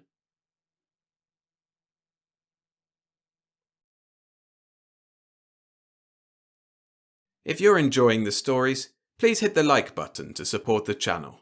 Thanks. Nobody Saw the Ship by Murray Leinster. Narrated by William Skye. Before we begin, a quick warning. This story contains mild scenes of death to various animals in the context of hunting. If this might disturb you, consider giving this read-along a miss, and choose one of the many others on the channel. It was only a tiny scout ship from somewhere beyond the stars. Only one alien creature occupied it. But the ship's mission spelled life to its fellow creatures and death to all living creatures on Earth. And against the super science of the raider stood one terrified old man and his dog. Part 1. The landing of the Kul-En ship, a tiny craft no more than 15 feet in diameter, went completely unnoticed as its operator intended. It was armed, of course, but its purpose was not destruction. If this ship, whose entire crew consisted of one individual, were successful in its mission, then a great ship would come, wiping out the entire population of cities before anyone suspected the danger. But this lone Kul-En was seeking a complex hormone substance which Kul-En medical science said theoretically must exist, but the molecule of which even the Kul-En could not synthesize directly. Yet it had to be found, in great quantity. Once discovered, the problem of obtaining it would be taken up, with the resources of the whole race behind it. But first, it had to be found. The tiny ship assigned to explore the solar system for the hormone wished to pass unnoticed. Its mission of discovery should be accomplished in secrecy if possible. For one thing, the desired hormone would be destroyed by contact with the typical Kul-En ray gun beam, so that normal methods of securing zoological specimens could not be used. The ship winked into being in empty space not far from Neptune. It drove for that chilly planet, hovered about it, and decided not to land. It sped inward toward the sun and touched briefly on Io, but found no life there. It dropped into the atmosphere of Mars and did not rise again for a full week, but the vegetation on Mars is thin and the animals mere degenerate survivors of once specialized forms. The ship came to Earth, hovered lightly at the atmosphere's very edge for a long time, and doubtless chose its point of descent for reasons that seemed good to its occupant. Then it landed. It actually touched Earth at night. There was no rocket drive to call attention, and by dawn it was well concealed. Only one living creature had seen it land, a mountain lion. Even so, by midday the skeleton of the lion was picked clean by buzzards, with ants tidying up after them. And the Kul-En in the ship was enormously pleased. The carcass, before being abandoned to the buzzards, had been studied with an incredible competence. The lion's nervous system, particularly the mass of tissue in the skull, unquestionably contained either the desired hormone itself or something so close to it that it could be modified and the hormone produced. It remained only to discover how large a supply of the precious material could be found on Earth. It was not feasible to destroy a group of animals, say of the local civilized race, and examine their bodies, because the hormone would be broken down by the weapon which allowed of a search for it. So an estimate of available sources would have to be made by sampling. The Kul-En in the ship prepared to take samples. The ship had landed in tumbled country some 40 miles south of Ensenada Springs, National Forest territory, on which grazing rights were allotted to sheep ranchers after illimitable red tape. Within 10 miles of the hidden ship, there were rabbits, birds, deer, coyotes, a lobo wolf or two, assorted chipmunks, field mice, perhaps as many as 3 or 4 mountain lions, one flock of 2,000 sheep, one man, and one dog. The man was Antonio Menendez. He was ancient, unwashed, and ignorant, and the official shepherd of the sheep. The dog was Salazar, of dubious ancestry, but sound worth, who actually took care of the sheep and knew it. He was scarred from battles done in their defence. He was unweariedly solicitous of the woolly half-wits in his charge. There were whole hours when he could not find time to scratch himself because of his duties. He was reasonably fond of Antonio, but knew that the man did not really understand sheep. Besides these creatures, among whom the Kul-En expected to find its samples, there were insects. These, however, the tiny alien being disregarded. It would not be practical to get any great quantity of the substance it sought from such small organisms. By nightfall of the day after its landing, the door of the ship opened, and the explorer came out in a vehicle designed expressly for sampling on this planet. The vehicle came out, stood on its hind legs, closed the door, and piled brush back to hide it. Then it moved away with the easy feline gait of a mountain lion. At a distance of 2 feet, it was a mountain lion. It was a magnificent job of adapting Kulen engineering to the production of a device which would carry a small-bodied explorer about a strange world without causing remark. The explorer nested in a small cabin occupying the space, in the facsimile lion, that had been occupied by the real lion's lungs. The fur of the duplicate was convincing. Its eyes were excellent, housing scanning cells which could make use of anything from ultraviolet far down into the infrared. Its claws were retractable, and of plastic much stronger and keener than the original lion's claws. It had other equipment, including a weapon against which nothing on this planet could stand, and for zoological sampling it had one remarkable advantage. It had no animal smell. It was all metal and plastics. On the first night of its roaming, nothing in particular happened. The explorer became completely familiar with the way the controls of the machine worked. As a machine, of course, it was vastly more powerful than an animal. It could make leaps no mere creature of flesh and blood could duplicate. Its balancing devices were admirable. It was, naturally, immune to fatigue. The Kulen inside it was pleased with the job. That night, Antonio and Salazar bedded down their sheep in a natural amphitheatre, and Antonio slept heavily, snoring. He was a highly superstitious ancient, so he wore various charms of a quasi-religious nature. Salazar merely turned around 3 times and went to sleep. But while the man slept soundly, Salazar woke often. Once he waked sharply at a startled squawking among the lambs. He got up and trotted over to make sure that everything was all right, sniffed the air suspiciously. Then he went back, scratched where a flea had bitten him, bit, nibbling at a place his paws could not reach, and went back to sleep. At midnight he made a clear circle around his flock and went back to slumber with satisfaction. Toward dawn he raised his head suspiciously at the sound of a coyote's howl, but the howl was far away. Salazar dozed until daybreak, when he rose, shook himself, stretched himself elaborately, scratched thoroughly, and was ready for a new day. The man waked, wheezing, and cooked breakfast. It appeared that the normal order of things would go undisturbed. For a time it did. There was certainly no disturbance at the ship. The small silvery vessel was safely hidden. There was a tiny flickering light inside, the size of a pinpoint, which wavered and changed colour constantly, where a sort of tape unrolled before it. It was a recording device, making note of everything the roaming pseudo-mountain lion's eyes saw and everything its microphonic ears listened to. There was a bank of air-purifying chemical, which proceeded to regenerate itself by means of air entering through a small ventilating slot. It got rid of carbon dioxide and stored up oxygen in its place, in readiness for further voyaging. Of course, ants explored the whole outside of the space vessel, and some went inside through the ventilator opening. They began to cart off some interesting, if novel, foodstuff they found within. Some very tiny beetles came exploring, and one variety found the air-purifying chemical refreshing. Numbers of that sort of beetle moved in and began to raise large families. A minuscule moth, too, dropped eggs lavishly in the nest-like space in which the Kulen explorer normally reposed during spaceflight. But nothing really happened. Not until late morning. It was 2 hours after breakfast time when Salazar found traces of the mountain lion which was not a mountain lion. He found a rabbit that had been killed. Having been killed, it had very carefully been opened up, its various internal organs spread out for examination, and its nervous system traced in detail. Its brain tissue, particularly, had been most painstakingly dissected, so the amount of a certain complex hormone to be found in it could be calculated with precision. The Kulen in the lion shape had been vastly pleased to find the sought-for hormone in another animal besides a mountain lion. The dissection job was a perfect anatomical demonstration. No instructor in anatomy could have done better, and few neurosurgeons could have done as well with the brain. It was, in fact, a perfect laboratory job done on a flat rock in the middle of a sheep range, and duly reproduced on tape by a flickering, colour-changing light.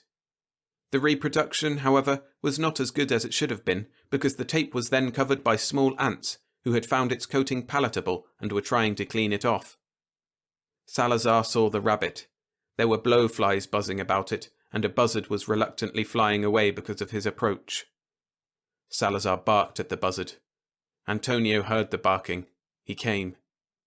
Antonio was ancient, superstitious, and unwashed. He came wheezing, accompanied by flies who had not finished breakfasting on the bits of his morning meal he had dropped on his vest. Salazar wagged his tail and barked at the buzzard. The rabbit had been neatly dissected, but not eaten. The cuts which opened it up were those of a knife or scalpel. It was definitely not the work of an animal. But there were mountain lion tracks, and nothing else. More, every one of the tracks was that of a hind foot. A true mountain lion eats what he catches. He does not stand on his hind paws and dissect it with scientific precision. Nothing earthly had done this. Antonio's eyes bulged out. He thought instantly of magic, black magic. He could not imagine dissection in the spirit of scientific inquiry. To him, anything that killed and then acted in this fashion could only come from the devil. He gasped and fled squawking. When he had run a good 100 yards, Salazar caught up to him, very much astonished. He overtook his master and went on ahead to see what had scared the man so. He made casts to right and left, then went in a conscientious circle all around the flock under his care. Presently he came back to Antonio, his tongue lolling out, to assure him that everything was all right. But Antonio was packing, with shaking hands and a sweat-streaked brow. In no case is the neighbourhood of a mountain lion desirable for a man with a flock of sheep. But this was no ordinary mountain lion. Why, Salazar, honest, stout-hearted Salazar, did not scent a mountain lion in those tracks. He would have mentioned it vociferously if he had, so this was beyond nature. The lion was un fantasmo, or worse. Antonio's thoughts ran to were-tigers, ghost lions, and sheer Indian devils. He packed while Salazar scratched fleas and wondered what was the matter. They got the flock on the move. The sheep made idiotic efforts to disperse and feed placidly where they were. Salazar rounded them up and drove them on. It was hard work, but even Antonio helped in frantic energy, which was unusual. Part 2.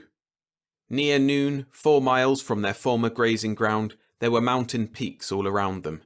Some were snow-capped, and there were vistas of illimitable distance everywhere. It was very beautiful indeed, but Antonio did not notice. Salazar came upon buzzards again. He chased them with loud barkings from the meal they reluctantly shared with blowflies and ants. This time it wasn't a rabbit, it was a coyote. It had been killed and most painstakingly taken apart to provide at a glance all significant information about the genus Canis, species latrans, in the person of an adult male coyote. It was a most enlightening exhibit.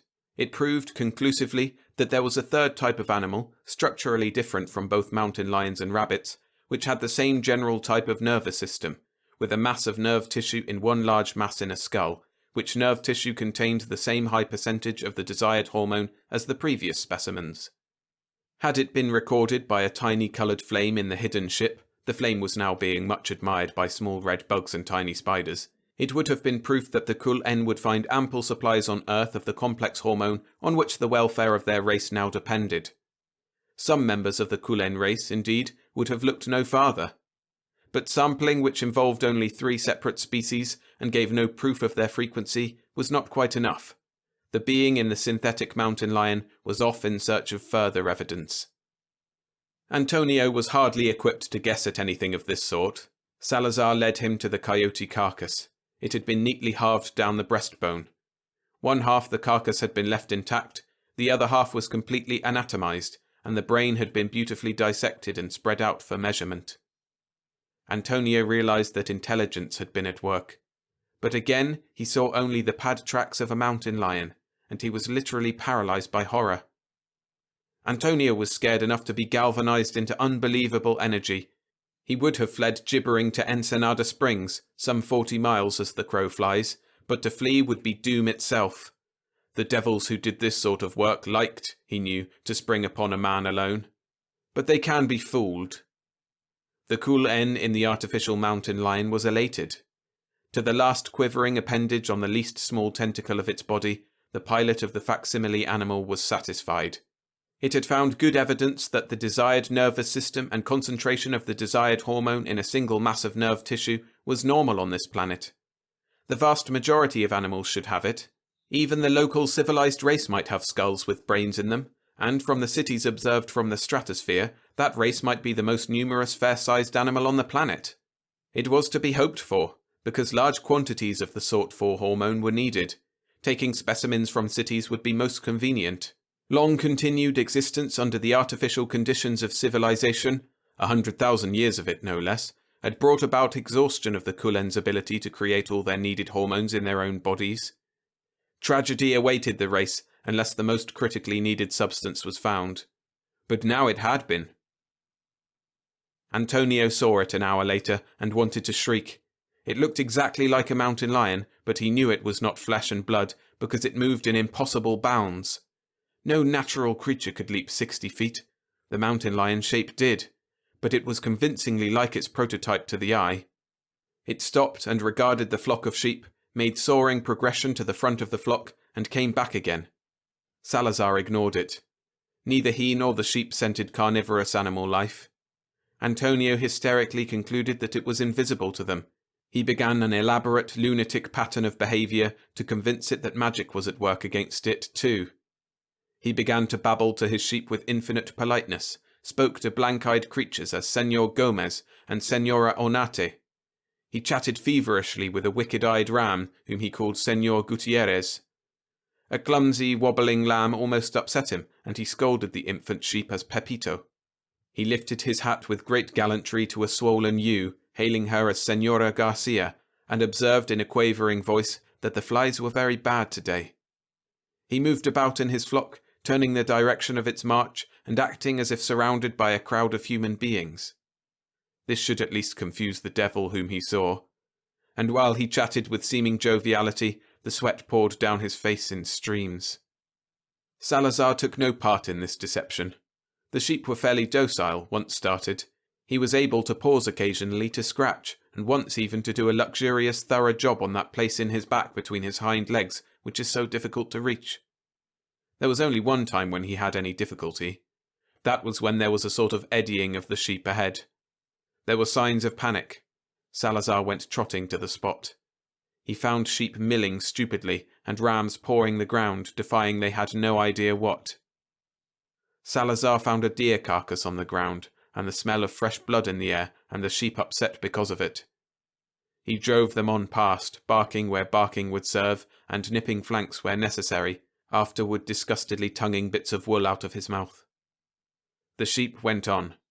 But Antonio, when he came to the deer carcass, went icy cold in the most exquisite of terror. The deer had been killed by a mountain lion. There were tracks about. Then it too had been cut into as if by a dissector's scalpel, but the job was incomplete. Actually, the pseudo-mountain lion had been interrupted by the approach of the flock. There were hardly blowflies on the spot as yet. Antonio came to it as he chatted insanely with a sheep with sore eyes and a halo of midges about its head, whom he addressed as Senorita Carmen. But when he saw the deer, his throat clicked shut. He was speechless. To pass a creature laid out for magical ceremony was doom indubitable, but Antonio acted from pure desperation.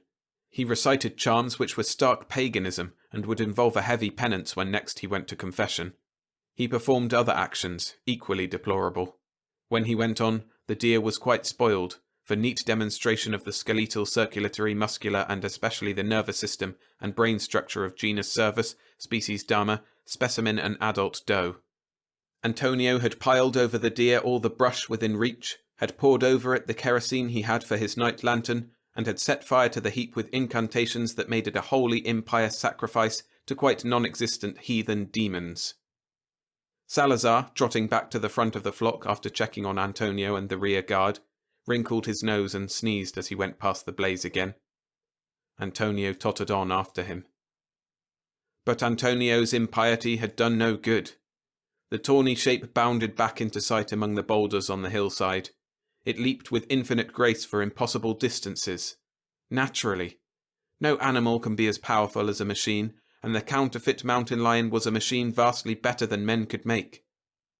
The Cool-N now zestfully regarded the flock of sheep. It looked upon Salazar and Antonio with no less interest. The Cool-N explorer was an anatomist and organic chemist, rather than a zoologist proper, but it guessed that the dog was probably a scavenger, and that the man had some symbiotic relationship to the flock. Salazar the dog was done a grave injustice in that estimate. Even Antonio was given less than he deserved. Now he was grey with horror. The blood in his veins turned to ice as he saw the false mountain lion bounding back upon the hillside. No normal wild creature would display itself so openly. Antonio considered himself both doomed and damned. Stark despair filled him. But with shaking hands and no hope at all, he carved a deep cross on the point of a bullet for his ancient rifle. Licking his lips, he made similar incisions on other bullets in reserve. The Cool-N vehicle halted. The flock had been counted, now to select specimens and get to work. There were 6 new animal types to be dissected for the nervous organ yielding the looked-for hormone. 4 kinds of sheep, male and female, and adult and immature of each kind, the biped, and the dog. Then a swift survey to estimate the probable total number of such animals available, and Antonio saw that the Devil Mountain Lion was still. He got down on one knee, fervently crossed himself, and fed a cross-marked bullet into the chamber of his rifle. He lined up the sights on the unearthly creature. The lion facsimile watched him interestedly. The sight of a rifle meant nothing to the Cool-N, naturally. But the kneeling posture of the man was strange. It was part, perhaps, of the pattern of conduct which had led him to start that oxidation process about the deer specimen. Antonio fired. His hands trembled, and the rifle shook. Nothing happened. He fired again and again, gasping in his fear, and he missed every time. The cross-marked bullets crashed into red earth and splashed from naked rock all about the Cool-N vehicle. When sparks spat from a flint pebble, the pilot of the mountain lion realized that there was actual danger here. It could have slaughtered man and dog and sheep by the quiver of a tentacle, but that would have ruined them as specimens. To avoid spoiling specimens it intended to take later, the Cool-N put the mountain lion shape into a single magnificent leap. It soared more than 100 feet uphill and over the crest at its top. Then it was gone. Salazar ran barking after the thing at which Antonio had fired, sniffed at the place from which it had taken off. There was no animal smell there at all. He sneezed and then trotted down again. Antonio lay flat on the ground, his eyes hidden, babbling. He had seen irrefutable proof that the shape of the mountain lion was actually a fiend from hell. Part 3. Behind the hill crest, the Cool-N moved away. It had not given up its plan of selecting specimens from the flock, of course, nor of anatomizing the man and the dog. It was genuinely interested, too, in the biped's novel method of defense. It dictated its own version of the problems raised on a tight beam to the wavering, color-changing flame. Why did not the biped prey on the sheep if it could kill them? What was the symbiotic relationship of the dog to the man and the sheep? The 3 varieties of animal associated freely. The Cool-N dictated absorbed speculations, then it hunted for other specimens. It found a lobo wolf and killed it, verified that this creature also could be a source of hormones. It slaughtered a chipmunk and made a cursory examination. Its ray beam had pretty well destroyed the creature's brain tissue, but by analogy of structure, this should be a source also. In conclusion, the Cool-N made a note via the wavering pinpoint of flame that the existence of a hormone-bearing nervous system, centralized in a single mass of hormone-bearing nerve tissue inside a bony structure, seemed universal among the animals of this planet. Therefore, it would merely examine the 4 other types of large animal it had discovered, and take off to present its finding to the center of its race. With a modification of the ray beam to kill specimens without destroying the desired hormone, the Cool-N could unquestionably secure as much as the race could possibly need. Concentrations of the local civilized race in cities should make large-scale collection of the hormone practical, unless that civilized race was an exception to the general nervous structure of all animals so far observed. This was dictated to the pinpoint flame, and the flame faithfully wavered and changed color to make the record. But the tape did not record it. A rather large beetle had jammed the tape reel. It was squashed in the process, but it effectively messed up the recording apparatus. Even before the tape stopped moving, though, the record had become defective. Tiny spiders had spun webs, earwigs got themselves caught. The flame actually throbbed and pulsed restlessly in a cobwebby coating of gossamer and tiny insects. Silverfish were established in the plastic lining of the Kul-En ship. Beetles multiplied enormously in the air refresher chemical. Moth larvae already gorged themselves on the nest material of the intrepid explorer outside. Ants were busy on the food stores. Mites crawled into the ship to prey on their larger fellows, and a praying mantis or so had entered to eat their smaller ones. There was an infinite number of infinitesimal flying things dancing in the dark. Larger spiders busily spun webs to snare them, and flies of various sorts were attracted by odours coming out of the ventilator opening, and centipedes rippled sinuously inside. Night fell upon the world. The pseudo-mountain lion roamed the wild, keeping in touch with the tide of baying sheep now headed for the lowlands. It captured a field mouse and verified the amazing variety of planetary forms containing brain tissue rich in hormones. But the sheep flock could not be driven at night. When stars came out, to move them farther became impossible. The Kul-En returned to select its specimens in the dark, with due care not to allow the man to use his strange means of defence. It found the flock bedded down. Salazar and Antonio rested. They had driven the sheep as far as it was possible to drive them that day. Though he was sick with fear and weak with horror, Antonio had struggled on until Salazar could do no more. But he did not leave the flock. The sheep were in some fashion a defence, if only a diversion, against the creature which so plainly was not flesh and blood. He made a fire, too, because he could not think of staying in the dark. Moths came and fluttered about the flames, but he did not notice. He tried to summon courage. After all, the unearthly thing had fled from bullets marked with a cross, even though they missed. With light to shoot by, he might make a bullseye. So Antonio sat shivering by his fire, cutting deeper crosses into the points of his bullets, his throat dry and his heart pounding while he listened to the small noises of the sheep and the faint thin sounds of the wilderness. Salazar dozed by the fire. He had had a very hard day, but even so he slept lightly. When something howled very far away, instantly the dog's head went up and he listened. But it was nowhere near. He scratched himself and relaxed. Once something hissed and he opened his eyes. Then he heard a curious strangled "Bah!" Instantly he was racing for the spot. Antonio stood up, his rifle clutched fast. Salazar vanished. Then the man heard an outburst of infuriated barking. Salazar was fighting something, and he was not afraid of it. He was enraged. Antonio moved toward the spot, his rifle ready. The barking raced for the slopes beyond the flock. It grew more enraged and more indignant still. Then it stopped. There was silence. Antonio called, trembling. Salazar came padding up to him, whining and snarling angrily. He could not tell Antonio that he had come upon something in the shape of a mountain lion, but which was not, it didn't smell right, carrying a mangled sheep away from its fellows. He couldn't explain that he'd given chase, but the shape made such monstrous leaps that he was left behind, and pursuit was hopeless. Salazar made unhappy, disgusted, disgraced noises to himself. He bristled, he whined bitterly. He kept his ears pricked up, and tried twice to dart off on a cast around the whole flock, but Antonio called him back. Antonio felt safer with the dog beside him. Off in the night, the Kul-En operating the mountain lion shape caused the vehicle to put down the sheep and start back toward the flock. It would want at least 4 specimens beside the biped and the dog, but the dog was already on the alert. The Kul-En had not been able to kill the dog because the mouth of the lion was closed on the sheep. It would probably be wisest to secure the dog and biped first, the biped with due caution, and then complete the choice of sheep for dissection. The mountain lion shape came noiselessly back toward the flock.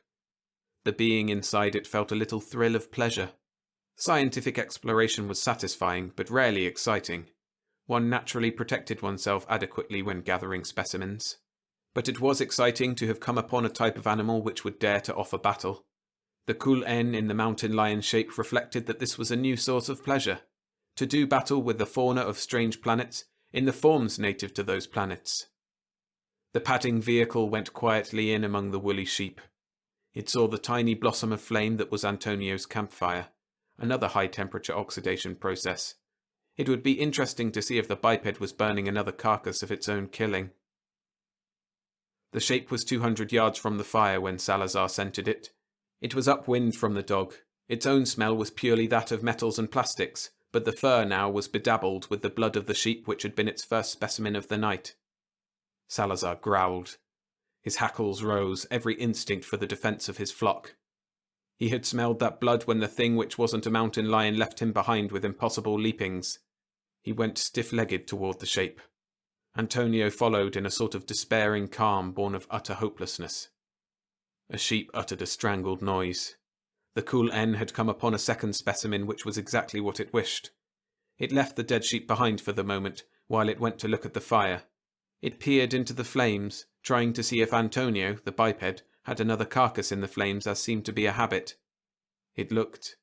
Salazar leaped for its blood-smeared throat in utter silence and absolute ferocity. He would not have dreamed of attacking a real mountain lion with such utter lack of caution, but this was not a mountain lion. His weight and the suddenness of his attack caught the operator by surprise. The shape toppled over. Then there was an uproar of scared bleatings from sheep nearby and bloodthirsty snarlings from Salazar. He had the salty taste of sheep blood in his mouth and a yielding plastic throat between his teeth. The synthetic lion struggled absurdly. Its weapon, of course, was a ray gun, which was at once aimed and fired when the jaws opened wide. The being inside tried to clear and use that weapon. It would not bear upon Salazar. The Kul N would have to make its device lie down, double up its mechanical body, and claw Salazar loose from its mechanical throat with the mechanical claws on its mechanical hind legs. At first, the Kul N inside concentrated on getting its steed back on its feet. That took time, because whenever Salazar's legs touched ground, he used the purchase to shake the throat savagely. In fact, Antonio was within 20 yards when the being from the ship got its vehicle upright. It held the mechanical head high then, to keep Salazar dangling while it considered how to dislodge him. And it saw Antonio. For an instant, perhaps, the Kul N was alarmed. But Antonio did not kneel. He made no motion which the pilot, seeing through infrared-sensitive photocells in the lion's eyeballs, could interpret as offensive. So the machine moved boldly toward him. The dog dangling from its throat could be disregarded for the moment.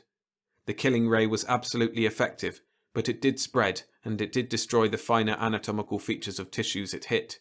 Especially, it destroyed nerve tissue outright. So the closer a specimen was when killed, the smaller the damaged area. The being inside the mountain lion was pleasantly excited and very much elated. The biped stood stock still, frozen by the spectacle of a mountain lion moving toward it with the snarling dog hanging disregarded at its throat. The biped would be a most interesting subject for dissection, and its means of offense would be most fascinating to analyze. Antonio's fingers, contracting as the shape from the ship moved toward him, did an involuntary thing. Quite without intention, they pulled the trigger of the rifle. The deeply cross-cut bullet seared Salazar's flank, removing a quarter-inch patch of skin. It went on into the shape of plastic and metal, hit a foreleg. Although that leg was largely plastic, what metal it contained being mostly magnesium for lightness, there were steel wires embedded for magnetic purposes. The bullet smashed through plastic and magnesium, struck a spark upon the steel. There was a flaring, sun-bright flash of flame, a dense cloud of smoke. The mountain lion shape leaped furiously, and the jerk dislodged the slightly singed Salazar and sent him rolling. The mountain lion vehicle landed and rolled over and over, one leg useless and spouting monstrous white, actinic fire. The being inside knew an instant's panic. Then it felt yielding sheep bodies below it, thrashed about violently and crazily, and at last the Kul N jammed the flame-spurting limb deep into the soft earth. The fire went out, but that leg of its vehicle was almost useless. For an instant, deadly rage filled the tiny occupant of the cabin where a mountain lion's lungs should have been. Almost it turned and opened the mouth of its steed and poured out the killing beam. Almost. The flock would have died instantly, and the man, and the dog, and all things in the wild for miles. But that would not have been scientific. After all, this mission should be secret. And the biped... Part 4. The Kul N seized the thrashings of its vehicle. It thought coldly. Salazar raced up to it, barking with a shrillness that told of terror valorously combated. He danced about, barking. The Kul-En found a solution. Its vehicle rose on its hind legs and raced up the hillside. It was an emergency method of locomotion for which this particular vehicle was not designed, and it required almost inspired handling of the controls to achieve it. But the Kul-En inside was wholly competent. It guided the vehicle safely over the hilltop, while Salazar made only feigned dashes after it. Safely away, the Kul-En stopped and deliberately experimented until the process of running on 3 legs developed. Then the mountain lion, which was not a mountain lion, went bounding through the night toward its hidden ship. Within an hour, it clawed away the brush from the exit port, crawled inside, and closed the port after it. As a matter of pure precaution, it touched the takeoff control before it even came out of its vehicle. The ventilation opening closed, very nearly. The ship rose quietly and swiftly toward the skies. Its arrival had not been noted. Its departure was quite unsuspected. It wasn't until the Kul-En touched the switch for the ship's system of internal illumination to go on that anything appeared to be wrong. There was a momentary arc and darkness. There was no interior illumination. Ants had stripped insulation from essential wires. The lights were shorted. The Kul-En was bewildered. It climbed back into the mountain lion shape to use the infrared-sensitive scanning cells. The interior of the ship was a crawling mass of insect life. There were ants and earwigs, silverfish and mites, spiders and centipedes, mantises and beetles. There were moths, larvae, grubs, midges, gnats and flies. The recording instrument was shrouded in cobweb and hooded in dust which was fragments of the bodies of the spider's tiny victims. The air refresher chemicals were riddled with the tunnels of beetles. Crickets devoured plastic parts of the ship and chirped loudly. And the controls! Ah, the controls! Insulation stripped off here, brackets riddled or weakened or turned to powder there. The ship could rise, and it did, but there were no controls at all. The Kul-En went into a rage deadly enough to destroy the insects of itself. The whole future of its race depended on the discovery of an adequate source of a certain hormone. That source had been found. Only the return of this one small ship, 15 feet in diameter, was needed to secure the future of a 100,000-year-old civilization. And it was impeded by the insect life of the planet left behind. Insect life so low in nervous organization that the Kul-En had ignored it. The ship was 20,000 miles out from Earth when the occupant of the mountain lion used its ray beam gun to destroy all the miniature enemies of its race. The killing beams swept about the ship. Mites, spiders, beetles, larvae, silverfish and flies, everything died. Then the Kul-En crawled out and began to make repairs furiously. The technical skill needed was not lacking. In hours this same being had made a perfect counterfeit of a mountain lion to serve it as a vehicle. Tracing and replacing gnawed-away insulation would be merely a tedious task. The ship would return to its home planet. The future of the Kul-En race would be secure. Great ships, many times the size of this, would flash through emptiness and come to this planet with instruments specially designed for collecting specimens of the local fauna. The cities of the civilized race would be the simplest and most ample sources of the so desperately needed hormone, no doubt. The inhabitants of even one city would furnish a stopgap supply. In time, why, it would become systematic. The hormone would be gathered from this continent at this time, and from that continent at that, allowing the animals and the civilized race to breed for a few years in between collections. Yes. The Kul-En worked feverishly. Presently it felt a vague discomfort. It worked on. The discomfort increased. It could discover no reason for it. It worked on feverishly. Back on Earth, morning came. The sun rose slowly, and the dew lay heavy on the mountain grasses. Faraway peaks were just beginning to be visible through clouds that had lain on them overnight. Antonio still trembled, but Salazar slept. When the sun was fully risen, he arose and shook himself. He stretched elaborately, scratched thoroughly, shook himself again, and was ready for a new day. When Antonio tremblingly insisted that they drive the flock on toward the lowlands, Salazar assisted. He trotted after the flock and kept them moving. That was his business. Out in space, The silvery ship suddenly winked out of existence. Enough of its circuits had been repaired to put it in overdrive. The Kulen was desperate by that time. It felt itself growing weaker, and it was utterly necessary to reach its own race and report the salvation it had found for them. The record of the flickering flame was ruined. The Kulen felt that itself was dying, but if it could get near enough to any of the planetary systems inhabited by its race, it could signal them, and all would be well.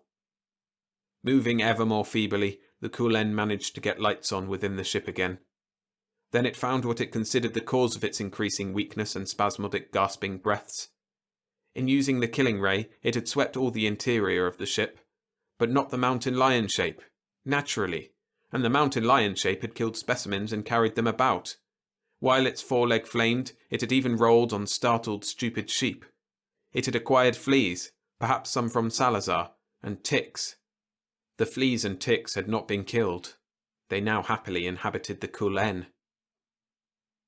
The Kulen tried desperately to remain alive until a message could be given to its people, but it was not possible.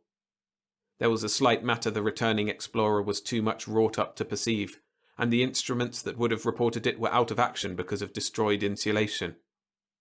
When the ventilation slit was closed, as the ship took off, it did not close completely. A large beetle was in the way. There was a most tiny but continuous leakage of air past the crushed chitinous armour. The Kulen in the ship died of oxygen starvation, without realizing what had happened, just as human pilots sometimes black out from the same cause before they know what is the matter. So the little silvery ship never came out of overdrive. It went on forever, or until its source of power failed. The fleas and ticks, too, died in time. They died very happily, very full of Kulen body fluid. And they never had a chance to report to their fellows that the Kulen were very superior hosts. The only entity who could report told his story and was laughed at. Only his cronies, ignorant and superstitious men like himself, could believe in the existence of a thing not of Earth, in the shape of a mountain lion that leaped hundreds of feet at a time, which dissected wild creatures and made magic over them, but fled from bullets marked with a cross, and bled flame and smoke when such a bullet wounded it. Such a thing, of course, was absurd.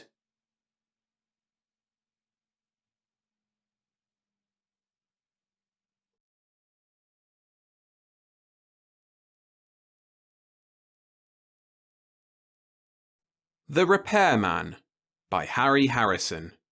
Narrated by William Skye. Being an interstellar troubleshooter wouldn't be so bad if I could shoot the trouble.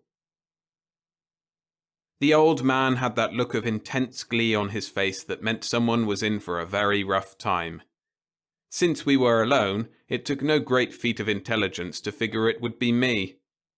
I talked first, bold attack being the best defense and so forth. I quit.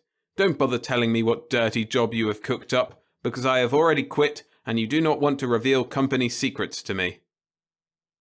The grin was even wider now, and he actually chortled as he thumbed a button on his console. A thick legal document slid out of the delivery slot onto his desk. "This is your contract," he said. "It tells how and when you will work. A steel and vanadium-bound contract that you couldn't crack with a molecular disruptor." I leaned out quickly, grabbed it, and threw it into the air with a single motion. Before it could fall, I had my solar out and with a wide-angle shot, burned the contract to ashes.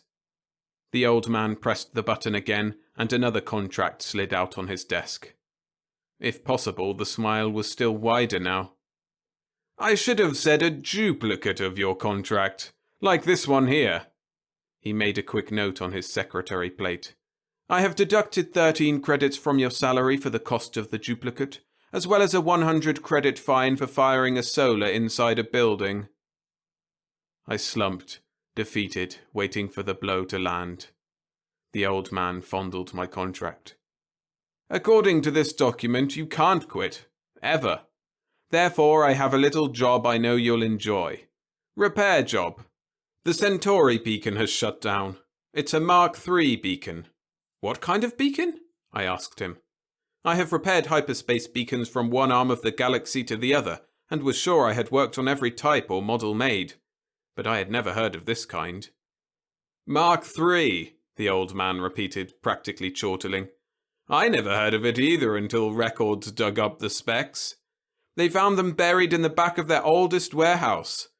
This was the earliest type of beacon ever built, by Earth no less. Considering its location on one of the Proxima Centauri planets, it might very well be the first beacon. I looked at the blueprints he handed me and felt my eyes glaze with horror. It's a monstrosity. It looks more like a distillery than a beacon. Must be at least a few 100 meters high.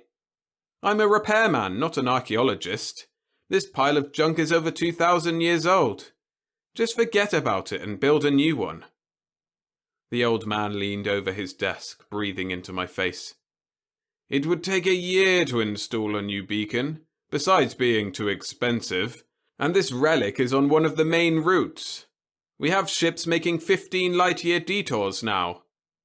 He leaned back, wiped his hands on his handkerchief, and gave me Lecture 44 on company duty and my troubles. This department is officially called Maintenance and Repair, when it really should be called Troubleshooting. Hyperspace beacons are made to last forever, or damn close to it. When one of them breaks down, it is never an accident, and repairing the thing is never a matter of just plugging in a new part. He was telling me, the guy who did the job while he sat back on his fat paycheck in an air-conditioned office. He rambled on. How I wish that were all it took. I would have a fleet of part ships and junior mechanics to install them. But it's not like that at all. I have a fleet of expensive ships that are equipped to do almost anything, manned by a bunch of irresponsibles like you. I nodded moodily at his pointing finger. How I wish I could fire you all! Combination space jockeys, mechanics, engineers, soldiers, conmen, and anything else it takes to do the repairs.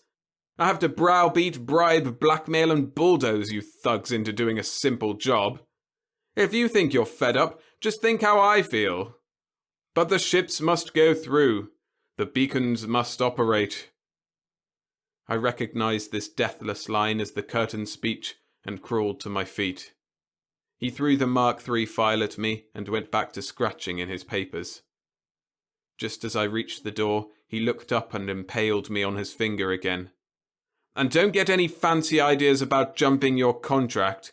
We can attach that bank account of yours on Algol 2 longer before you could draw the money out. I smiled, a little weakly, I'm afraid, as if I had never meant to keep that account a secret. His spies were getting more efficient every day. Walking down the hall, I tried to figure a way to transfer the money without his catching on, and knew at the same time he was figuring a way to outfigure me. It was all very depressing, so I stopped for a drink, then went on to the spaceport. By the time the ship was serviced, I had a course charted. The nearest beacon to the broken-down Proxima Centauri beacon was on one of the planets of Beta Circinus, and I headed there first, a short trip of only about 9 days in hyperspace. To understand the importance of the beacons, you have to understand hyperspace. Not that many people do, but it is easy enough to understand that in this non-space, the regular rules don't apply. Speed and measurements are a matter of relationship, not constant facts like the fixed universe. The first ships to enter hyperspace had no place to go, and no way to even tell if they had moved. The beacons solved that problem and opened the entire universe. They are built on planets and generate tremendous amounts of power. This power is turned into radiation that is punched through into hyperspace. Every beacon has a code signal as part of its radiation and represents a measurable point in hyperspace. Triangulation and quadrature of the beacons works for navigation, only it follows its own rules. The rules are complex and variable, but they are still rules that a navigator can follow. For a hyperspace jump, you need at least 4 beacons for an accurate fix. For long jumps, navigators use as many as 7 or 8. So every beacon is important and every one has to keep operating. That is where I and the other troubleshooters came in. We travel in well-stocked ships that carry a little bit of everything. Only one man to a ship because that is all it takes to operate the overly efficient repair machinery. Due to the very nature of our job, we spend most of our time just rocketing through normal space. After all, when a beacon breaks down, how do you find it? Not through hyperspace. All you can do is approach as close as you can by using other beacons, then finish the trip in normal space. This can take months, and often does. This job didn't turn out to be quite that bad. I zeroed on the Beta Sacinus beacon and ran a complicated 8-point problem through the navigator, using every beacon I could get an accurate fix on. The computer gave me a course with an estimated point of arrival, as well as a built-in safety factor I never could eliminate from the machine. I would much rather take a chance of breaking through near some star than spend time just barreling through normal space, but apparently tech knows this too. They had a safety factor built into the computer, so you couldn't end up inside a star no matter how hard you tried. I'm sure there was no humaneness in this decision. They just didn't want to lose the ship. It was a 20-hour jump, ship's time, and I came through in the middle of nowhere. The robot analyzer chuckled to itself and scanned all the stars, comparing them to the spectra of Proxima Centauri. It finally rang a bell and blinked a light. I peeped through the eyepiece. A fast reading with the photocell gave me the apparent magnitude, and a comparison with its absolute magnitude showed its distance. Not as bad as I had thought. A 6-week run, give or take a few days. After feeding a course tape into the robot pilot, I strapped into the acceleration tank and went to sleep. The time went fast. I rebuilt my camera for about the 20th time, and just about finished a correspondence course in nucleonics. Most repairmen take these courses. Besides their always coming in handy, the company grades your pay by the number of specialties you can handle. All this, with some oil painting and freefall workouts in the gym, passed the time. I was asleep when the alarm went off that announced planetary distance. Planet 2, where the beacon was situated according to the old charts, was a mushy-looking wet kind of globe. I tried to make sense out of the ancient directions, and finally located the right area. Staying outside the atmosphere, I sent a flying eye down to look things over. In this business, you learn early when and where to risk your own skin. The eye would be good enough for the preliminary survey. The old boys had enough brains to choose a traceable site for the beacon, equidistant on a line between two of the most prominent mountain peaks. I located the peaks easily enough and started the eye out from the first peak and kept it on a course directly toward the second. There was a nose and tail radar in the eye, and I fed their signals into a scope as an amplitude curve. When the two peaks coincided, I spun the eye controls and dived the thing down. I cut out the radar and cut in the nose orthicon and sat back to watch the beacon appear on the screen. The image blinked, focused, and a great damn pyramid swam into view. I cursed and wheeled the eye in circles, scanning the surrounding country. It was flat, marshy bottomland without a bump. The only thing in a 10-mile circle was this pyramid, and that definitely wasn't my beacon. Or wasn't it? I dived the eye lower. The pyramid was a crude-looking thing of undressed stone, without carvings or decorations. There was a shimmer of light from the top, and I took a closer look at it. On the peak of the pyramid was a hollow basin filled with water. When I saw that, something clicked in my mind. Locking the eye in a circular course, I dug through the Mark III plans, and there it was. The beacon had a precipitating field and a basin on top of it for water. This was used to cool the reactor that powered the monstrosity. If the water was still there, the beacon was still there, inside the pyramid. The natives, who of course weren't even mentioned by the idiots who constructed the thing, had built a nice heavy thick stone pyramid around the beacon. I took another look at the screen and realized that I had locked the eye into a circular orbit about 20 feet above the pyramid. The summit of the stone pile was now covered with lizards of some type, apparently the local life form. They had what looked like throwing sticks and arbalasts and were trying to shoot down the eye, a cloud of arrows and rocks flying in every direction. I pulled the eye straight up and away and threw in the control circuit that would return it automatically to the ship. Then I went to the galley for a long, strong drink. My beacon was not only locked inside a mountain of handmade stone, but I had managed to irritate the things who had built the pyramid. A great beginning for a job, and one clearly designed to drive a stronger man than me to the bottle. Normally, a repairman stays away from native cultures. They are poison. Anthropologists may not mind being dissected for their science, but a repairman wants to make no sacrifices of any kind for his job. For this reason, most beacons are built on uninhabited planets. If a beacon has to go on a planet with a culture, it is usually built in some inaccessible place. Why this beacon had been built within reach of the local claws I had yet to find out, but that would come in time. The first thing to do was make contact. To make contact, you have to know the local language. And for that, I had long before worked out a system that was foolproof. I had a pry eye of my own construction. It looked like a piece of rock about a foot long. Once on the ground, it would never be noticed, though it was a little disconcerting to see it float by. I located a lizard town about 1,000 kilometers from the pyramid and dropped the eye. It swished down and landed at night in the bank of the local mud wallow. This was a favourite spot that drew a good crowd during the day. In the morning, when the first wallowers arrived, I flipped on the recorder. After about 5 of the local days, I had a sea of native conversation in the memory bank of the machine translator and had tagged a few expressions. This is fairly easy to do when you have a machine memory to work with. One of the lizards gargled at another one, and the second one turned around.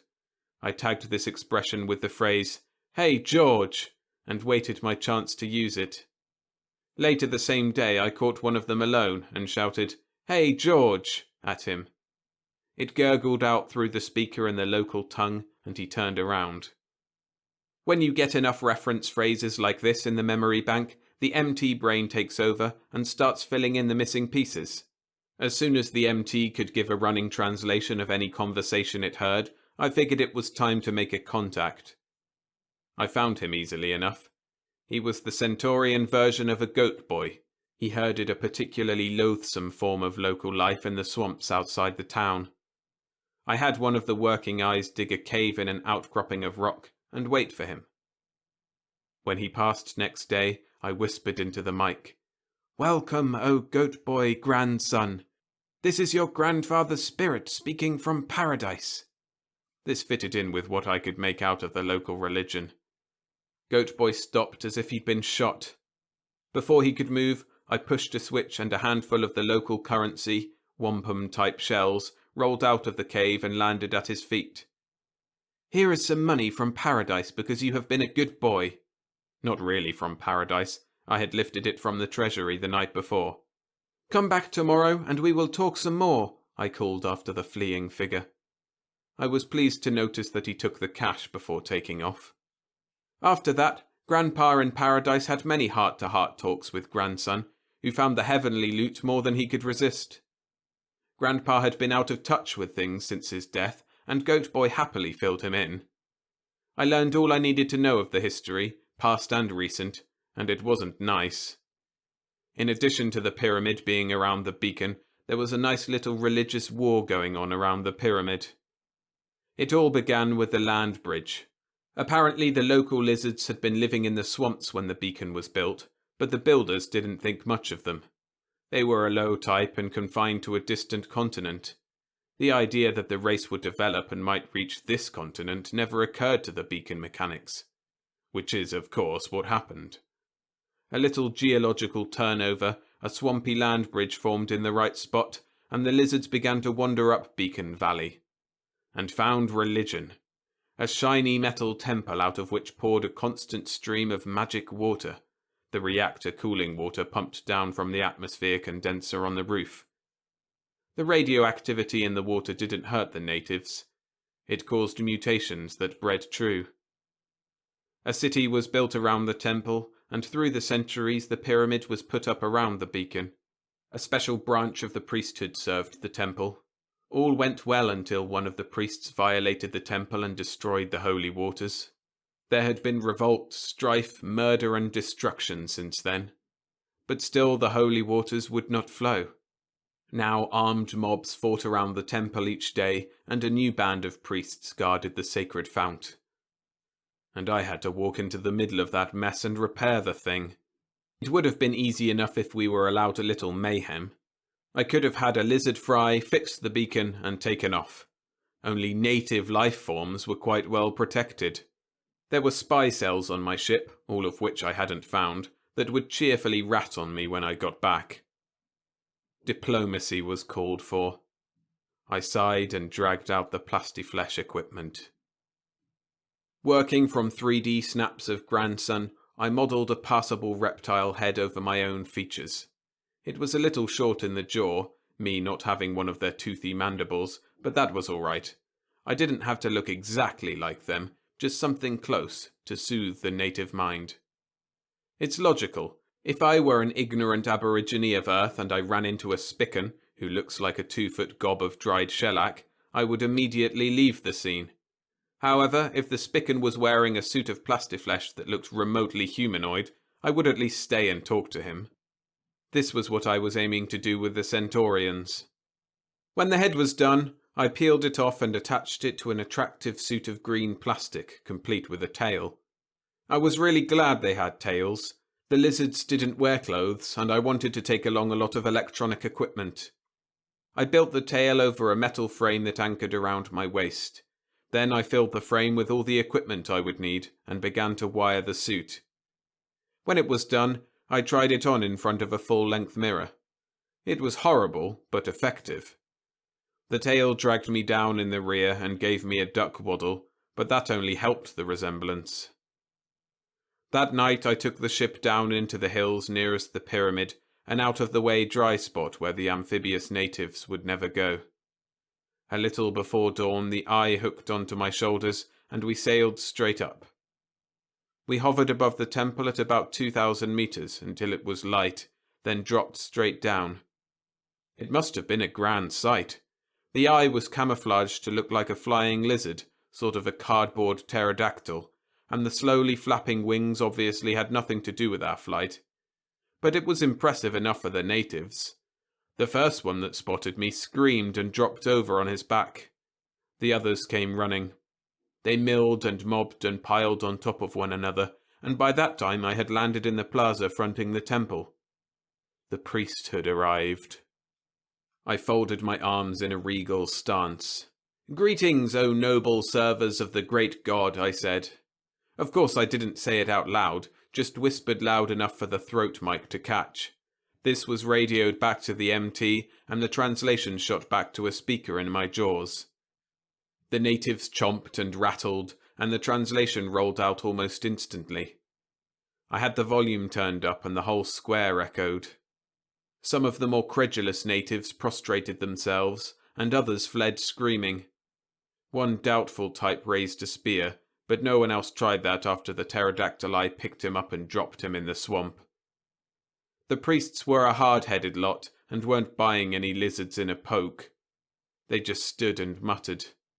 I had to take the offensive again. "Begone, O faithful steed," I said to the eye, and pressed the control in my palm at the same time. It took off straight up a bit faster than I wanted. Little pieces of wind-torn plastic rained down. While the crowd was ogling this ascent, I walked through the temple doors. "I would talk with you, O noble priests," I said. Before they could think up a good answer, I was inside. The temple was a small one, built against the base of the pyramid. I hoped I wasn't breaking too many taboos by going in.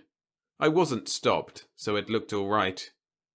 The temple was a single room with a murky-looking pool at one end. Sloshing in the pool was an ancient reptile who clearly was one of the leaders. I waddled toward him, and he gave me a cold and fishy eye, then growled something. The MT whispered into my ear. "Just what in the name of the 13th sin are you, and what are you doing here?" I drew up my scaly figure in a noble gesture and pointed toward the ceiling. "I come from your ancestors to help you. I am here to restore the holy waters." This raised a buzz of conversation behind me, but got no rise out of the chief. He sank slowly into the water until only his eyes were showing. I could almost hear the wheels turning behind that moss-covered forehead. Then he lunged up and pointed a dripping finger at me. "You are a liar! You are no ancestor of ours! We will—" "Stop!" I thundered before he got so far in that he couldn't back out. I said your ancestors sent me as emissary. I am not one of your ancestors. Do not try to harm me, or the wrath of those who have passed on will turn against you." When I said this, I turned to jab a claw at the other priests, using the motion to cover my flicking a coin grenade toward them. It blew a nice hole in the floor with a great show of noise and smoke. The first lizard knew I was talking sense then, and immediately called a meeting of the shamans. It, of course, took place in the public bathtub, and I had to join them there. We jawed and gurgled for about an hour, and settled all the major points. I found out that they were new priests. The previous ones had all been boiled for letting the holy waters cease. They found out I was there only to help them restore the flow of the waters. They bought this, tentatively, and we all heaved out of the tub and trickled muddy paths across the floor. There was a bolted and guarded door that led into the pyramid proper. While it was being opened, the first lizard turned to me. "Undoubtedly you know of the rule," he said. "Because the old priests did pry and peer, it was ruled henceforth that only the blind could enter the Holy of Holies." I'd swear he was smiling, if 30 teeth peeking out of what looked like a crack in an old suitcase can be called smiling. He was also signalling to him an underpriest who carried a brazier of charcoal complete with red-hot irons.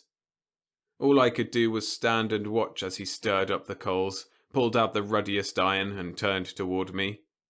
He was just drawing a bead on my right eyeball when my brain got back in gear. "Of course," I said, "blinding is only right. But in my case you will have to blind me before I leave the Holy of Holies, not now. I need my eyes to see and mend the fount of holy waters.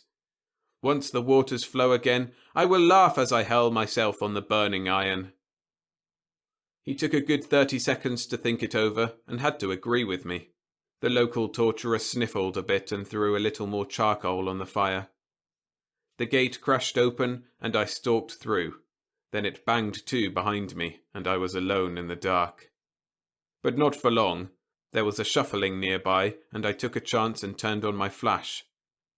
3 priests were groping toward me, their eye sockets red pits of burned flesh. They knew what I wanted, and led the way without a word. A crumbling and cracked stone stairway brought us up to a solid metal doorway labelled in archaic script, Mark III Beacon, authorized personnel only. The trusting builders counted on the sign to do the whole job, for there wasn't a trace of a lock on the door.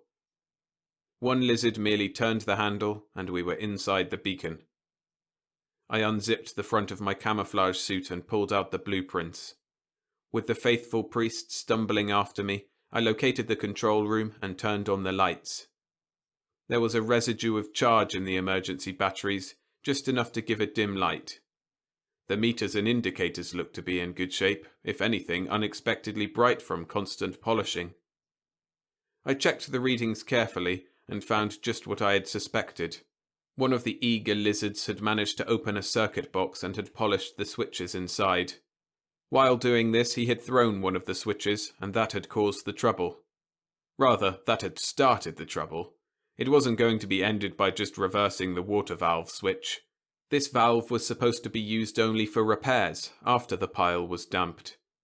When the water was cut off with the pile in operation, it had started to overheat and the automatic safeties had dumped the charge down the pit. I could start the water again easily enough, but there was no fuel left in the reactor. I wasn't going to play with a fuel problem at all. It would be far easier to install a new power plant. I had one in the ship that was about 1/10 of the size of the ancient bucket of bolts, and produced at least 4 times the power. Before I sent for it, I checked over the rest of the beacon. In 2,000 years, there should be some sign of wear. The old boys had built well, I'll give them credit for that. 90% of the machinery had no moving parts and had suffered no wear whatever. Other parts they had beefed up, figuring they would wear, but slowly. The water feed pipe from the roof, for example.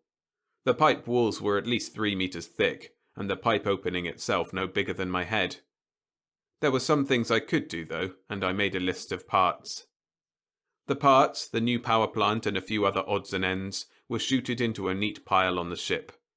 I checked all the parts by screen before they were loaded in a metal crate. In the darkest hour before dawn, the heavy-duty eye dropped the crate outside the temple and darted away without being seen. I watched the priests through the pry eye while they tried to open it. When they had given up, I boomed orders at them through a speaker in the crate. They spent most of the day sweating the heavy box up through the narrow temple stairs, and I enjoyed a good sleep. It was resting inside the beacon door when I woke up. The repairs didn't take long, though there was plenty of groaning from the blind lizards when they heard me ripping the wall open to get at the power leads. I even hooked a gadget to the water pipe so their holy waters would have the usual refreshing radioactivity when they started flowing again. The moment this was all finished, I did the job they were waiting for. I threw the switch that started the water flowing again. There were a few minutes while the water began to gurgle down through the dry pipe. Then a roar came from outside the pyramid that must have shaken its stone walls. Shaking my hands once over my head, I went down for the eye-burning ceremony. The blind lizards were waiting for me by the door and looked even unhappier than usual. When I tried the door, I found out why. It was bolted and barred from the other side. "It has been decided," a lizard said, "that you shall remain here forever and tend the holy waters. We will stay with you and serve your every need." A delightful prospect, eternity spent in a locked beacon with 3 blind lizards. In spite of their hospitality, I couldn't accept. "What? You dare interfere with the messenger of your ancestors?" I had the speaker on full volume, and the vibration almost shook my head off. The lizards cringed, and I set my solar for a narrow beam and ran it around the door jamb. There was a great crunching and banging from the junk piled against it, and then the door swung free. I threw it open. Before they could protest, I had pushed the priests out through it. The rest of their clan showed up at the foot of the stairs and made a great ruckus while I finished welding the door shut. Running through the crowd, I faced up to the first lizard in his tub. He sank slowly beneath the surface. "What lack of courtesy!" I shouted. He made little bubbles in the water. "The ancestors are annoyed and have decided to forbid entrance to the inner temple forever, though out of kindness they will let the waters flow. Now I must return. On with the ceremony!" The torture master was too frightened to move, so I grabbed out his hot iron. A touch on the side of my face dropped a steel plate over my eyes, under the plastiskin. Then I jabbed the iron hard into my phony eye sockets, and the plastic gave off an authentic odour. A cry went up from the crowd as I dropped the iron and staggered in blind circles. I must admit it went off pretty well. Before they could get any more bright ideas, I threw the switch and my plastic pterodactyl sailed in through the door. I couldn't see it, of course, but I knew it had arrived when the grapples in the claws latched onto the steel plates of my shoulders. I had got turned around after the eye burning, and my flying beast hooked onto me backward. I had meant to sail out bravely, blind eyes facing into the sunset. Instead, I faced the crowd as I soared away, so I made the most of a bad situation and threw them a snappy military salute. Then I was out in the fresh air and away.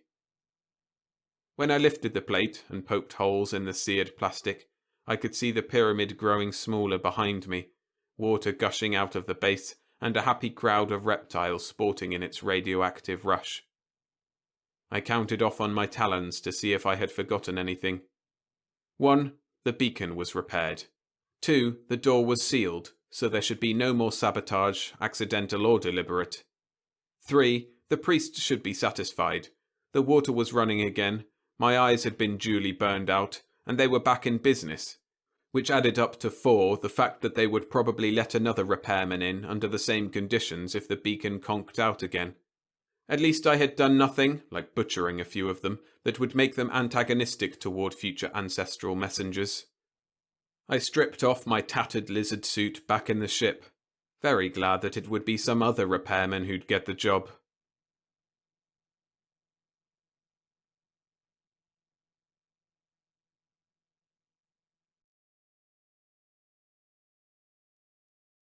Remember to hit the like button if you're enjoying these stories.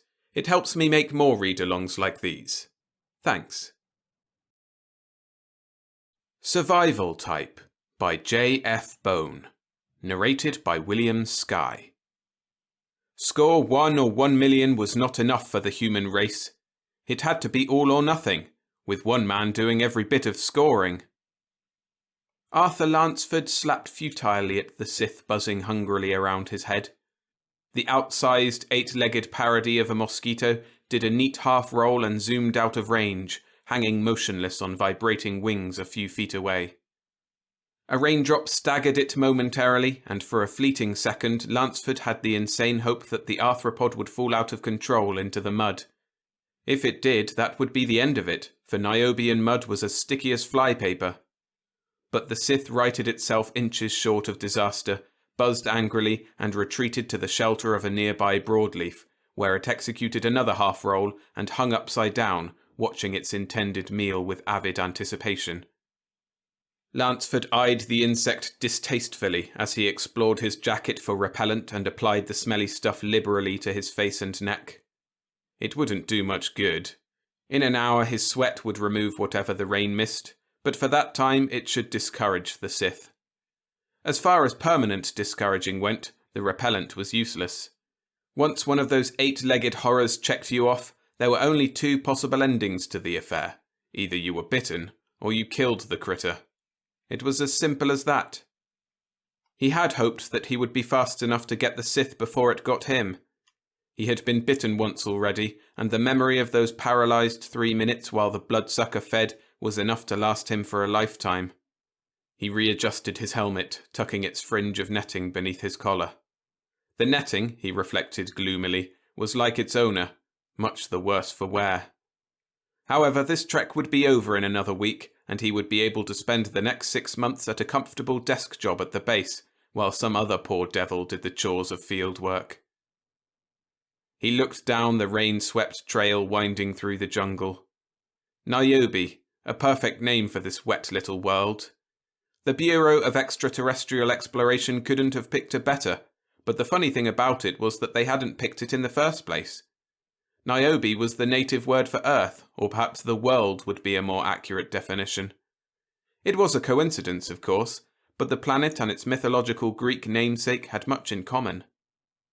Niobe, like Niobe, was all tears, a world of rain falling endlessly from an impenetrable overcast, fat wet drops that formed a grieving background sound that never ceased, sobbing with soft mournful noises on the rubbery broadleaves, crying with obese splashes into forest pools, blubbering with loud, dismal persistence on the sounding board of his helmet.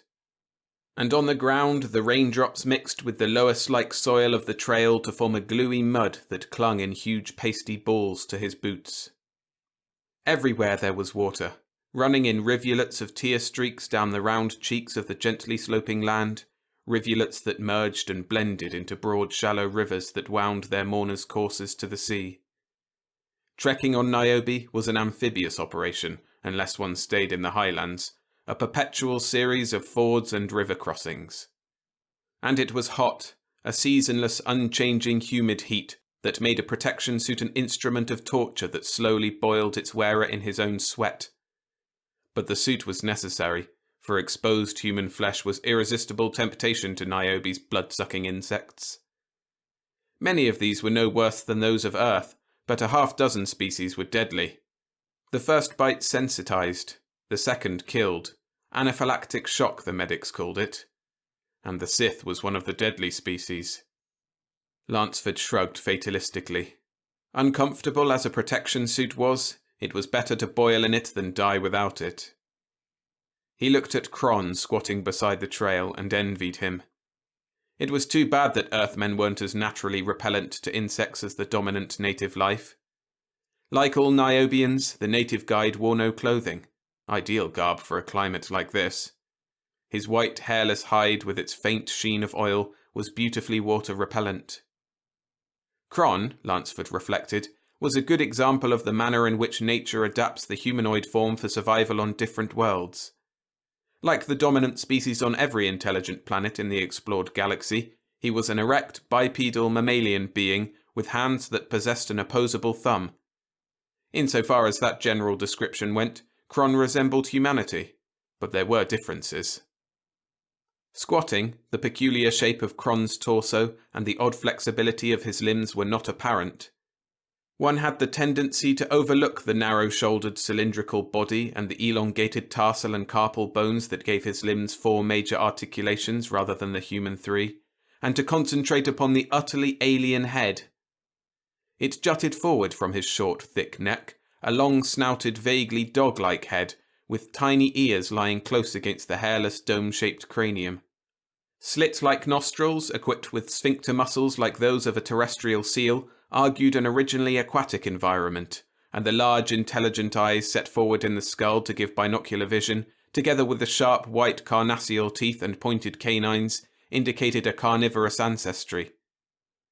But the modern Niobians, although excellent swimmers, were land-dwellers and ate anything. Lansford couldn't repress an involuntary shudder at some of the things they apparently enjoyed. Tastes differed, enormously so between Earthmen and Niobians.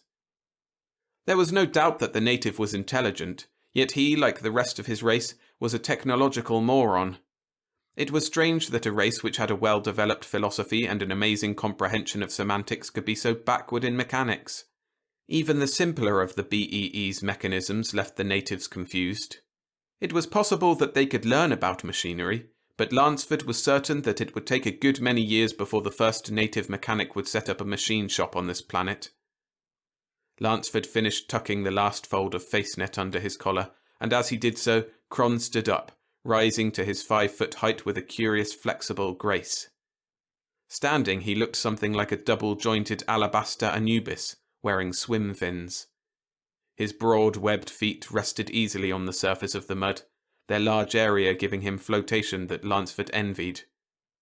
As a result, his head was nearly level with that of the human, although there was better than a foot difference in their heights. Lansford looked at Cron inquiringly. "You have a place in mind where we can sleep tonight?" "Sure, boss. We'll be coming to Hunt House soon. We go now?" "Lead on," Lansford said, groaning silently to himself. Another Hunt House with its darkness and its smells. He shrugged. He could hardly expect anything else up here in the Highlands. Oh well, he'd managed to last through the others, and this one could be no worse. At that, even an airless room full of natives was preferable to spending a night outside. And the Sith wouldn't follow them. It didn't like airless rooms filled with natives. He sighed wearily as he followed Cron along the dim path through the broadleaf jungle. Night was coming, and with darkness, someone upstairs turned on every faucet and the sheets of rain that fell during the day changed abruptly into a deluge.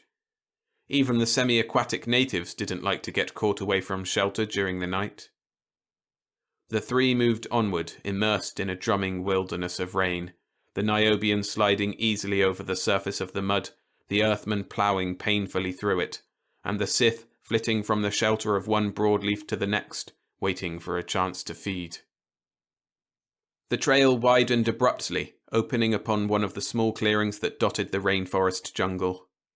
In the centre of the clearing, dimly visible through the rain and thickening darkness, loomed the squat, thatch-roofed bulk of a hunt house, a place of shelter for the members of the Hunters Guild, who provided fresh meat for the Niobian villagers. Lansford sighed a mingled breath of relief and unpleasant anticipation. As he stepped out into the clearing, the Sith darted from cover, heading like a winged bullet for Lansford's neck. But the man was not taken by surprise. Pivoting quickly, he caught the iridescent blur of the bloodsucker's wings. He swung his arm in a mighty slap. The high-pitched buzz and Lansford's gloved hand met simultaneously at his right ear. The buzz stopped abruptly.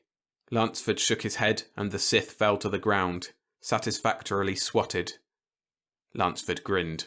Score 1 for the human race. He was still grinning as he pushed aside the fibre screen closing the low doorway of the hunt house and crawled inside.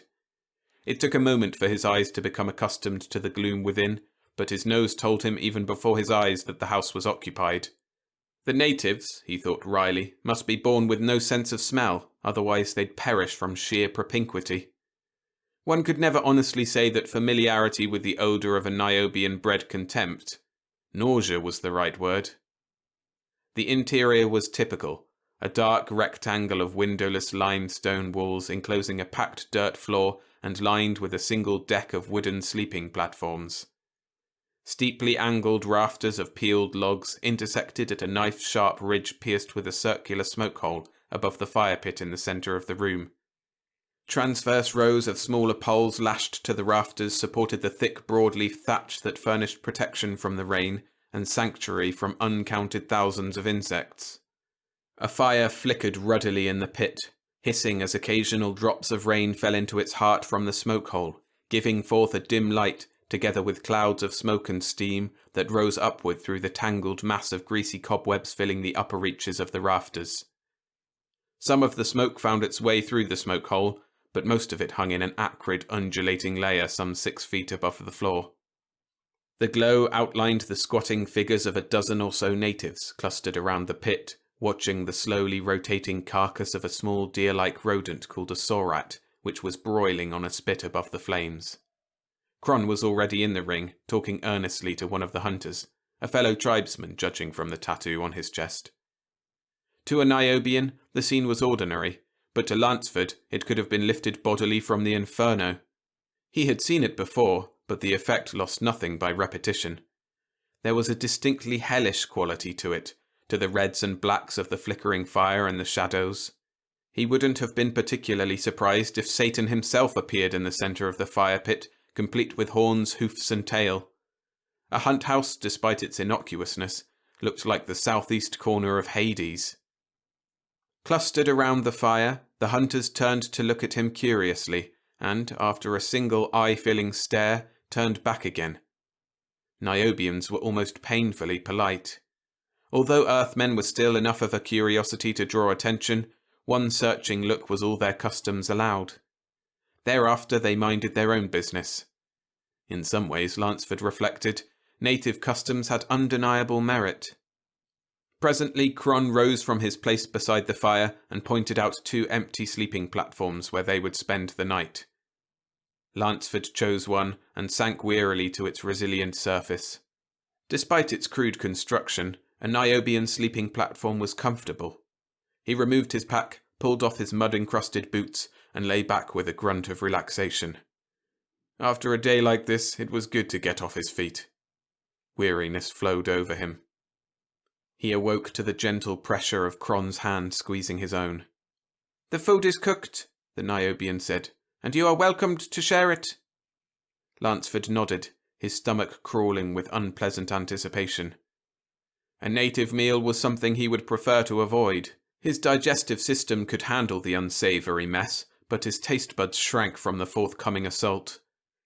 What the natives classed as a delicate and elusive flavour was sheer torture to an Earthman. Possibly there was some connection between their inefficient olfactory apparatus and their odd ideas of flavour, but whatever the physical explanation might be, it didn't affect the fact that eating native food was an ordeal. Yet he couldn't refuse. That would be discourteous and offensive, and one simply didn't offend the natives. The BEE was explicit about that. Courtesy was a watchword on Niobe.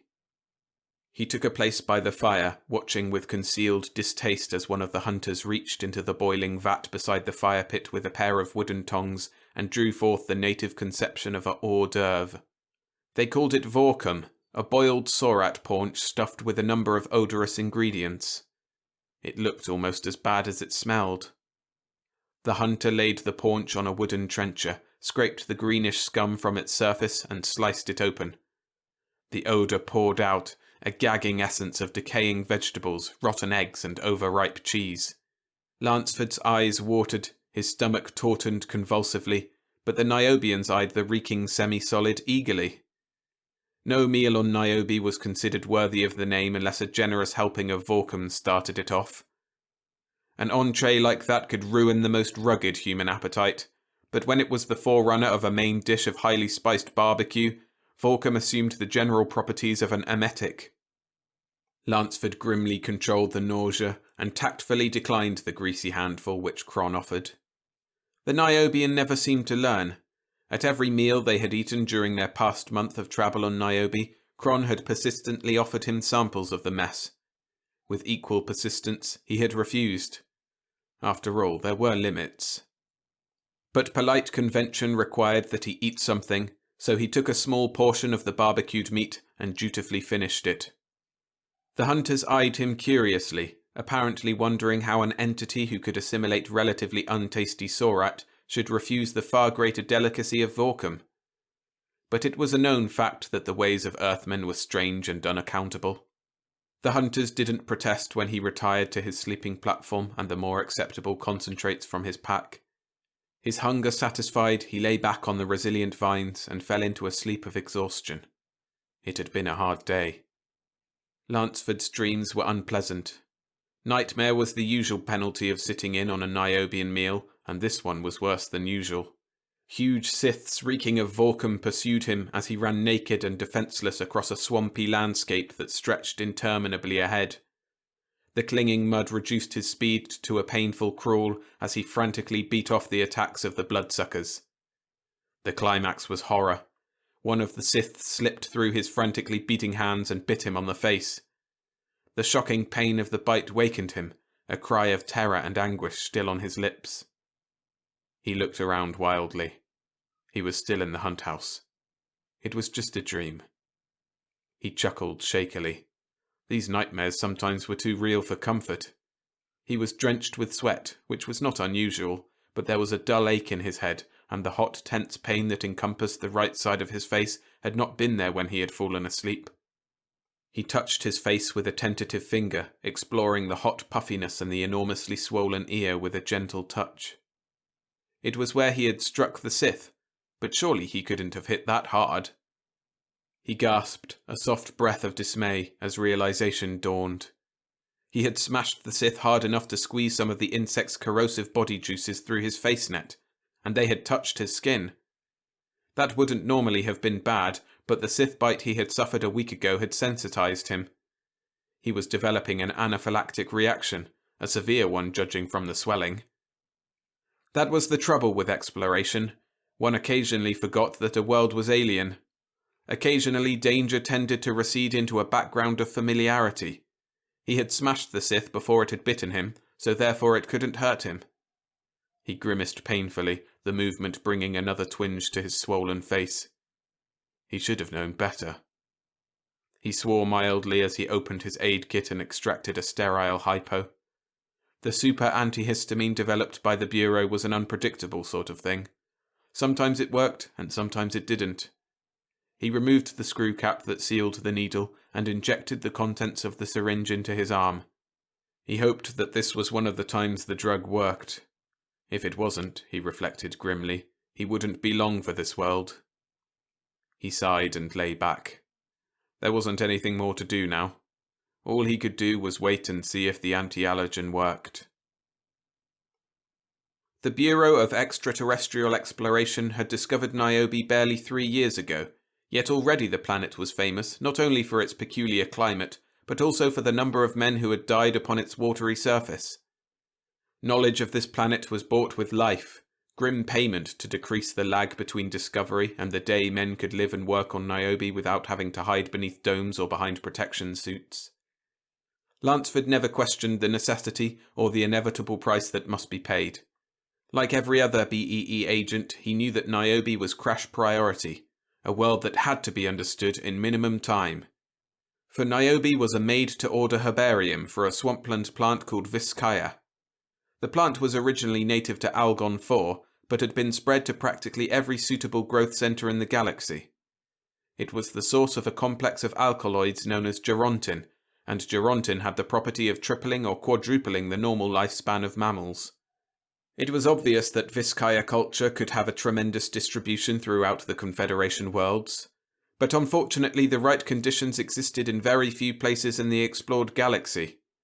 Despite the fact that most life is based on carbon, oxygen and water, there is still very little free water in the galaxy. Most planets of the Confederation are semi-arid, with the outstanding exceptions of Terra and Lyrane. But these two worlds were the seats of human and humanoid power for so long that all of their swampland had been drained and reclaimed centuries ago. And it was doubly unfortunate that gerontin so far defied synthesis. According to some eminent chemists, the alkaloid would probably continue to do so until some facet of the Confederation reached a Class 8 culture level. Considering that Terra and Lyrane, the two highest cultures, were only Class 7, and that class-level steps took several thousands of years to make, a policy of waiting for synthesis was not worth considering. The result was that nobody was happy until Niobe was discovered. The price of illicit gerontin was astronomical, and most of the Confederation's supply of the drug was strictly rationed to those whom the government thought most valuable to the Confederation as a whole. Of course, the Confederation officialdom was included, which caused considerable grumbling. In the nick of time, Niobe appeared upon the scene, and Niobe had environment in abundance. The wheels of the Confederation began to turn. The BEE was given a blank check and spurred on by a government which, in turn, was being spurred on by the people who composed it. The exploration of Niobe proceeded at all possible speed. With so many considerations weighed against them, what did a few lives matter? For the sake of the billions of humanoids in the Confederation, their sacrifice was worthwhile, even if only a few days or hours were saved between discovery and exploitation. Lansford groaned as a violent pain shot through his head. The anti-allergen apparently wasn't going to work, for it should have had some effect by now. He shrugged mentally. It was the chance one took in this business. But he couldn't say that he hadn't been warned. Even old Sims had told him, called him a unit in the BEE's shortcut trial and error scheme. An error it looked like now. Seemed rather silly, a Class 7 civilization using techniques that were old during the Dark Ages before the Atomic Revolution, sending foot parties to explore a world in the chance that they might discover something that the search mechs missed, anything that would shorten the lag time. It was incomprehensible, but neither Sims nor the BEE would do a thing like this without reason. And whatever it was, he wasn't going to worry about it. In fact, there wasn't much time left to worry. The reaction was observably and painfully worse. It was important that the news of his death and the specimens he had collected get back to Base Alpha. They might have value in this complex game Alvord Sims was playing with men, machines, and Niobe. But Base Alpha was a good 100 miles away, and, in his present condition, he couldn't walk 100 feet. For a moment he considered setting up the powerful little transmitter he carried in his pack, but his first abortive motion convinced him it was useless. The blinding agony that swept through him at the slightest movement left no doubt that he would never finish the business of setting up the antenna, let alone send a message. It was a crime that handy-talkies couldn't be used here on Niobe, but their range, limited at best, was practically non-existent on a planet that literally seemed to be one entire dead spot. A fixed-frequency job broadcasting on a directional beam was about the only thing that could cover distance, and that required a little technical know-how to set up the antenna and focus it on Base Alpha. There would be no help from Kron. Despite his intelligence, the native could no more assemble a directional antenna than spread pink wings and fly. There was only one thing to do. Get a note off to Sims, if he could still write, and ask Kron to deliver the note and his pack to the base. He fumbled with his jacket, and with some pain produced a stylus and a pad. But it was difficult to write. Painful, too. Better get Kron over here while he could still talk and tell him what he wanted. The stylus slipped from numb fingers as Lansford called hoarsely, "Kron! Come here! I need you!" Kron looked down compassionately at the swollen features of the Earthman. He had seen the Kef effect before, among the young of his people who were incautious or inexperienced, but he had never seen it among the aliens. Surprisingly, the effects were the same, the livid swellings, the gasping breath, the pain. Strange how these foreigners reacted like his own people. He scratched his head and pulled thoughtfully at one of his short ears. It was his duty to help Lansford, but how could he? The Earthman had denied his help for weeks, and Niobeans simply didn't disregard another's wishes. Kron scowled, the action lending a ferocious cast to his dog-like face. Tolerance was a custom hallowed by ages of practice. It went to extremes, even with life at stake. A person's wishes and beliefs must be respected. Kron buried his long-snouted head in his hands, a gesture that held in it all the frustration which filled him. The human was apparently resolved to die. He had told Cron his last wishes, which didn't include a request for help, but merely to get his pack back to the others in their glass dome. It was astonishing that such an obviously intelligent species should have so little flexibility. They didn't understand the first principles of adaptation. Always and forever they held to their own ways, trying with insensate stubbornness to mould nature to their will, and when nature overcome their artificial defences, they died, stubborn, unregenerate, inflexible to the end. They were odd, these humans. Odd and a little frightening. Lansford breathed wheezily. The swelling had invaded the inner tissues of his throat and was beginning to compress his windpipe. It was uncomfortable, like inhaling liquid fire, and then there was the constant desire to cough and the physical inability to do so. "Dirty luck," he whispered. "Only a week more and I'd have had it made. The longest trek a man's made on this benighted planet." Cron nodded, but then belatedly realized that the human was muttering to himself. He listened. There might be something important in these dying murmurings, something that might explain their reasons for being here and their strange driving haste that cared nothing for life. "It's hard to die so far from one's people, but I guess that can't be helped. Old Sims gave me the score. Like he said, a man doesn't have much choice of where he dies in the BEE. "You don't want to die!" Cron exploded. "Of course not," Lansford said with weak surprise. He hadn't dreamed that Cron was nearby. This might well destroy the imperturbable Earthman myth that the BEE had fostered. "Not even if it is in accord with your customs and rituals?" "What customs?" "Your clothing, your eating habits, your ointments. Are these not part of your living plan?" Despite the pain that tore at his throat, Lansford managed to chuckle. This was ridiculous. "Hell no! Our only design for living is to stay alive, particularly on jobs like this one. We don't wear these suits and repellent because we like to. We do it to stay alive. If we could, we'd go around nearly as naked as you do." "Do you mind if I help you?" Cron asked diffidently. "I think I can cure you." He leaned forward anxiously to get the man's reply. "I'd take a helping hand from the devil himself if it would do any good." Cron's eyes were brilliant. He hummed softly under his breath, the Niobian equivalent of laughter. "And all the time we thought," he began and then broke off abruptly. Already too much time was wasted without losing any more in the meditating upon the ironies of life. He turned toward the fire pit, searched for a moment among the stones, nodded with satisfaction, and returned to where Lansford lay. The hunt house was deserted save for himself and the Earthman. With characteristic Niobian delicacy, the hunters had left, preferring to endure the night rain than be present when the alien died. Cron was thankful that they were gone, for what he was about to do would shock their conservative souls. Lansford was dimly conscious of Cron prying his swollen jaws apart and forcing something wet and slippery down his throat.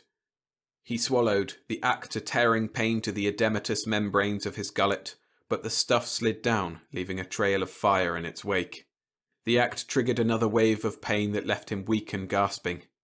He couldn't take much more of this. It wouldn't be long now before the swelling invaded his lungs to such a degree that he would strangle. It wasn't a pleasant way to die. And then, quite suddenly, the pain eased. A creeping numbness spread like a warm black blanket over his outraged nervous system. The stuff Cron had given him apparently had some anesthetic properties. He felt dimly grateful, even though the primitive native nostrum would probably do no good other than to ease the pain. The blackness went just far enough to paralyze the superficial areas of his nervous system. It stopped the pain and left him unable to move, but the deeper pathways of thought and reason remained untouched. He was conscious, although no external sensation intruded on his thoughts. He couldn't see Cron. The muscles that moved his eyes were as paralyzed as the other muscles of his body, and the native was outside his field of vision. But somehow he knew exactly what the Niobian was doing. He was washing mucus from his hands in a bowl of water standing beside the fire pit, and he was wondering wryly whether forced feeding was on the list of human taboos. Lansford's mind froze, locked in a peculiar contact that was more than awareness. The sensation was indescribable. It was like looking through an open door into the living room of a stranger's house. He was aware of the incredible complexity and richness of Cron's thoughts, of oddly sardonic laughter, of pity and regret that such a little thing as understanding should cause death and suffering through its lack, of bewildered admiration for the grim persistence of the alien Earthmen, mixed with a wondering curiosity about what kept them here, what the true reasons were for their death-defying persistence and stubbornness, of an ironic native paraphrase for the Terran saying, "Every man to his own taste," and a profound speculation upon what fruits might occur from true understanding between his own race and the aliens. It was a strangely jumbled, kaleidoscopic flash that burned across the explorer's isolated mind, a flash that passed almost as soon as it had come, as though an invisible door had closed upon it. But one thing in that briefly shocking contact stood out with great clarity. The Niobians were as eager as the BEE to establish a true contact, a true understanding, for the message was there, plain in Cron's mind that he was thinking not only for himself, but for a consensus of his people, a decision arrived at as a result of discussion and thought, a decision of which every Niobian was aware, and with which most Niobians agreed. The magnitude of that thought and its implications staggered Lansford's imagination. After 2 years of exploration and contact with the dominant race of this planet, the BEE still knew literally nothing about the sort of people with whom they were dealing. This instantaneous neural contact proved that. Equated against the information dished out in basic training, it merely emphasized the fact that the BEE was grossly ignorant. Anthropological intelligence had a lot to account for. The job they'd done so far could have been performed by low-grade morons. In wishing to avoid the possibility of giving offence in hiding behind a wall of courtesy and convention, there had been no contact worthy of the name. Yet here was the possibility of a rapport that could be closer than any which existed between any races in the galaxy. Lansford groaned with silent frustration. To learn this when he was dying was the bitterest of ironies. In any other circumstances, the flash of insight could be parlayed into a key which might unlock the entire problem of Niobian relationships. Bitterly he fought against the curtain of unconsciousness that closed down on him, trying by sheer will to stay awake, to make some move that could be interpreted, to leave some clue to what he had learned. It was useless. The darkness closed in, inexorable and irresistible. Arthur Lansford opened his eyes, surprised that he was still alive. The pain was gone from his face, and the swelling had subsided. He grinned with relief.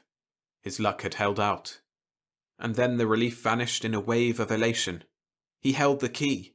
He knew the basics for mutual understanding, and he would be alive to deliver them to the specialists who could make them operate. He chuckled.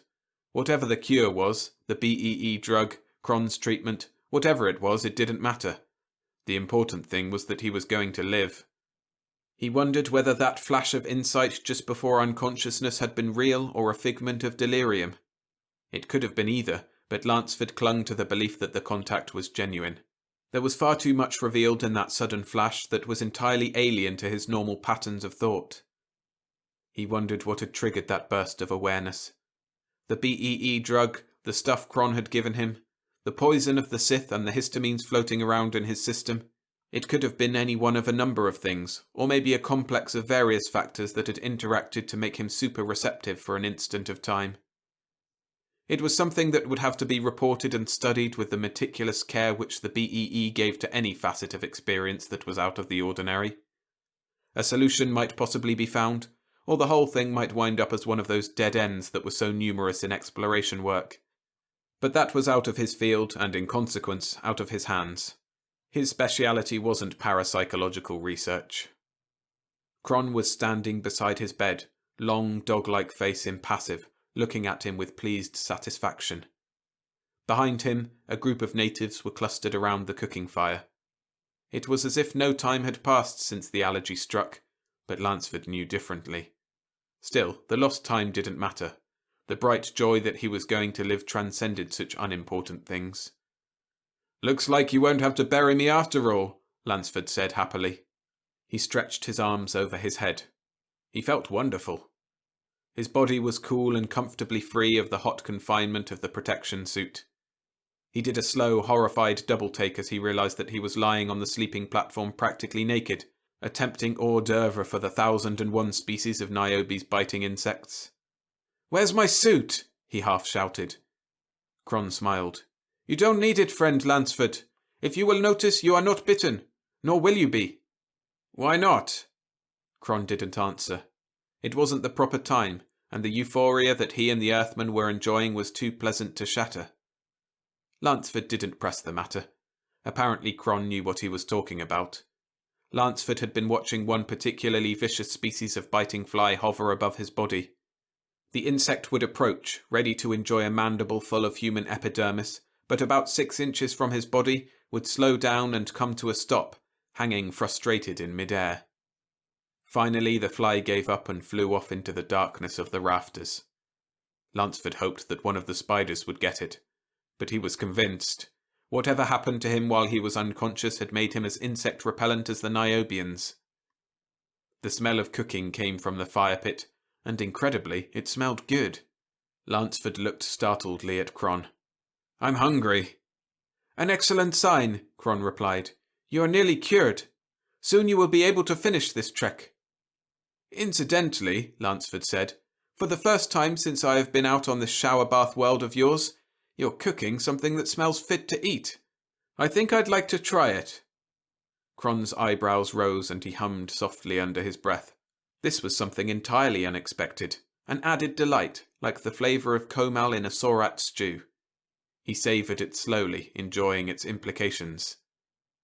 "What is it?" Lansford persisted. "A dish called akef," Cron said. The name was as good as any, and certainly described the effect well enough. The last 100 miles had been a breeze.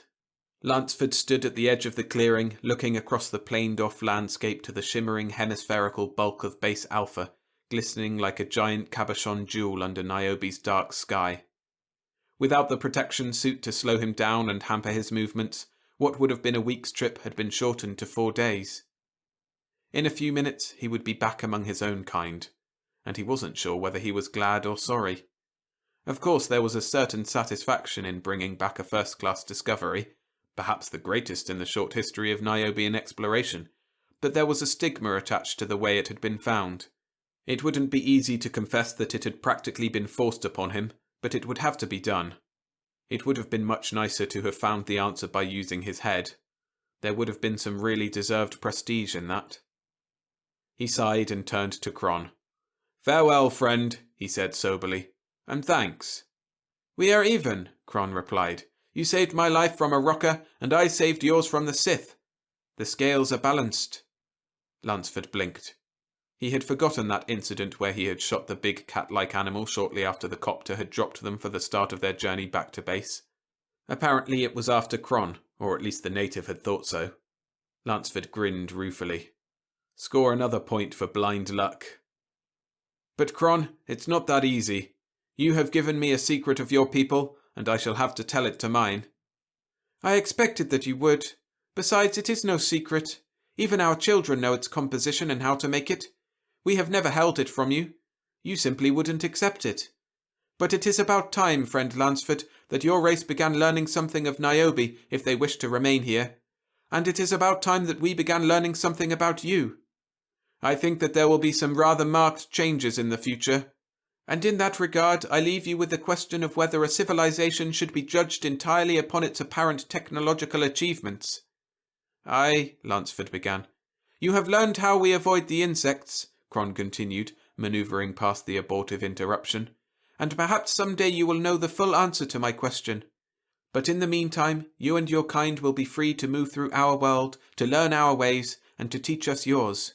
It should be a fair exchange." "Thanks to akef," Lansford said fervently, "we should be able to do just that." Cron smiled. "You have used the drug enough to have overcome the mental block that prevented you from naming it before. The word I coined from your own language of science is no longer necessary." "I suppose not, but it's pleasanter to think of it that way." "You Earthmen! Sometimes I wonder how you ever managed to achieve a civilization with your strange attitudes towards unpleasant facts."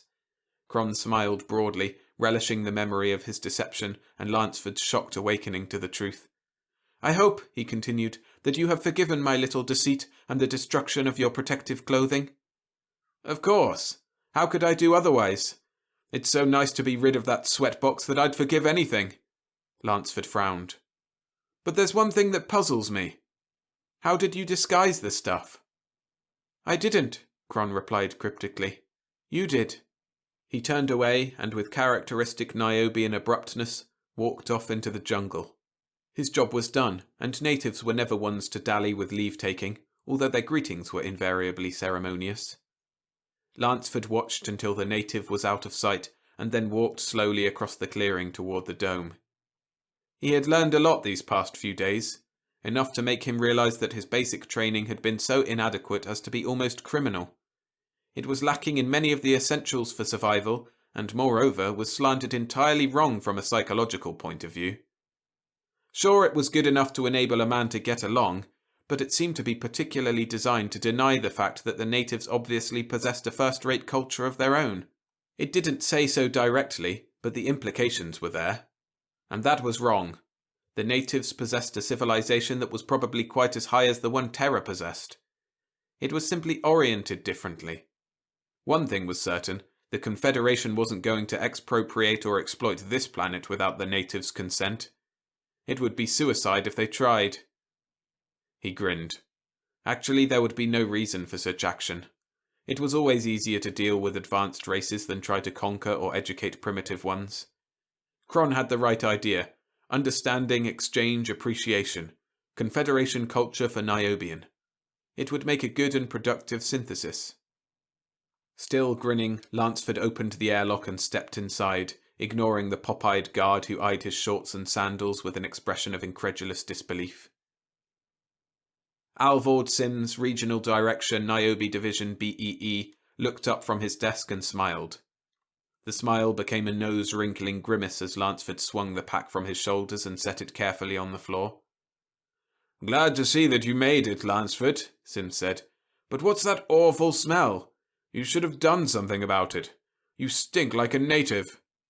All the baths in the world won't help, sir, Lanceford said woodenly.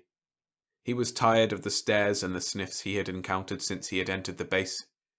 In his present condition, a fellow human smelled as bad to him as he did to them, but he didn't complain about it, and he saw no reason why they should. Humanity should apply more courtesy and consideration to members of their own species. It's inside me, he explained. My metabolism's changed. And incidentally, sir, you don't smell so sweet yourself. Sims sputtered for a moment and then shrugged. Perhaps not, he admitted. One can't help sweating in this climate even with air conditioning. It's the change inside me, Lanceford said. I suppose it'll wear off in time once I've been on a normal diet. But I didn't think that was too important in view of the information I have. I've learned something vital, something that you should know at once. That's why I'm here. That's decent of you, Sims replied, but an inter-office memo would have served just as well as a personal visit. My stomach isn't as good as it once was. Ulcers, you know. The executive's disease, Lanceford commented. Sims nodded. Well, Arthur, what did you find that was so important? That we've been fools. Sims sighed. That's nothing new. We've been fools since the day we left Earth to try and conquer the stars. That's not what I mean, sir. I mean that we've been going at this Niobe business the wrong way. What we need is to understand the natives instead of trying to understand the planet. Out of the mouths of babes and probationers, Sims said with gentle irony. It pays off, Lanceford replied doggedly. Take my case. I've found out why the natives are insect-proof. That's a new wrinkle. Can you prove it? Certainly. I came the last 100 miles in shorts. What happened to your suit? Cron destroyed it accidentally. Accidentally? Ha! Sims snorted. Niobians never do things accidentally. Lanceford looked sharply at the director. The observation carried a wealth of implications that his sharpened senses were quick to grasp. Then you know the natives aren't simple savages, the way we were taught in basic training.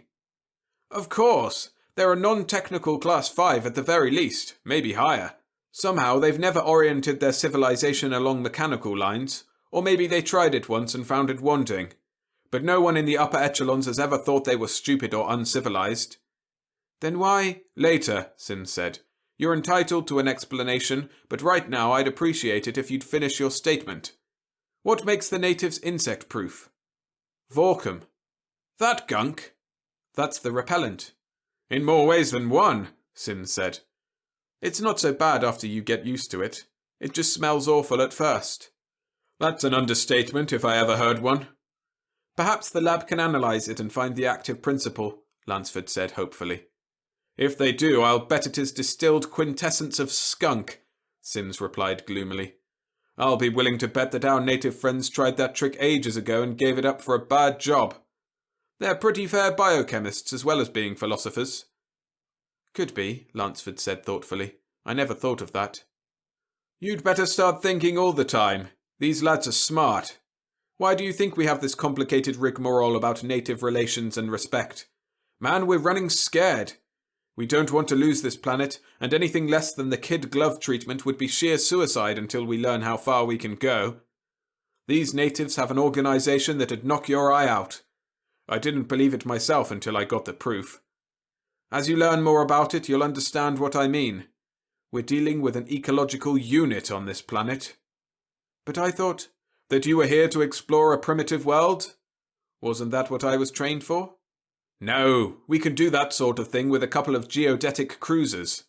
We don't need men trekking through the jungles to assay a world's physical resources. That business went out of date during the Dark Ages. There's a better reason than that for these treks. Like what? You asked the question. Now answer it, Sims said. You have enough data. Lansford thought for a moment.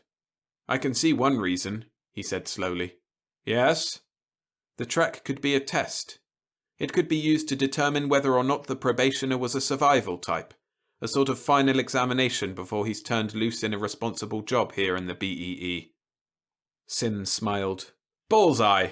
It's part of the speed-up, a pretty brutal part, but one that can't be helped if we want to get this planet in line quickly enough to stop the riot that's brewing in the Confederation. It's as much for Niobe's good as ours, because the Confederation wants that Gerontin like an alcoholic wants another drink, and they're not going to wait for normal exploration and development. That's why the treks. It's a tough course. Failure can, and often does, mean death. Usually we can pull a misfit out in time, but not always. If you live through the trek and we don't have to pull you out, though, you've proved yourself a survival type, and you're over the first hurdle. Then we check with your guide and anyone you happen to meet en route. The natives are very cooperative about such things. If you pass their evaluation, you're ready to join the club. It's been forming ever since we landed here 2 years ago, but it's still pretty exclusive.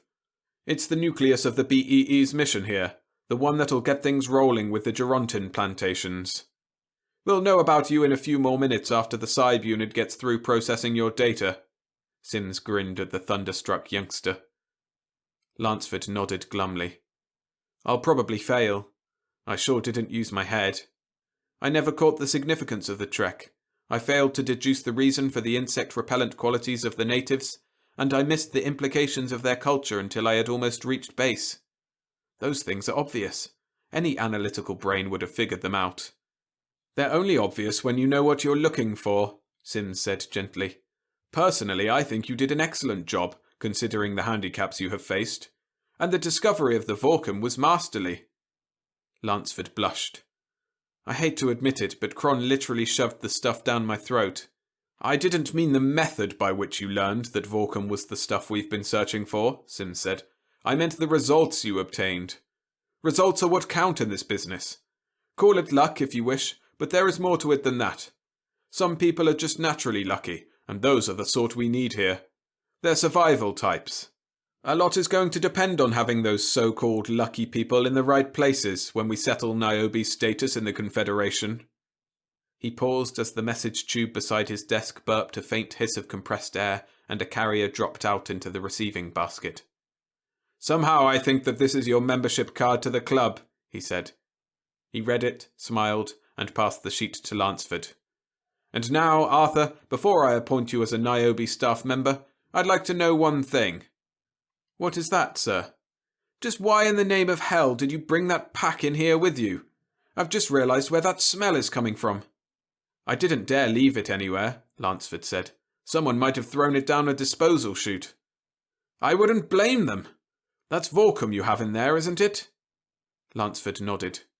Yes, sir. I didn't want to lose it. Why not? We can always get more from the natives if we need it. I know that, sir. We can, but this is all I'll get for the next 6 months, and if I ration myself carefully, it might last that long. You see, sir, it's mildly habit-forming, like cigarettes, and one gets accustomed to it. And besides, you really don't know what flavour is until you've tried Vorkum on chocolate.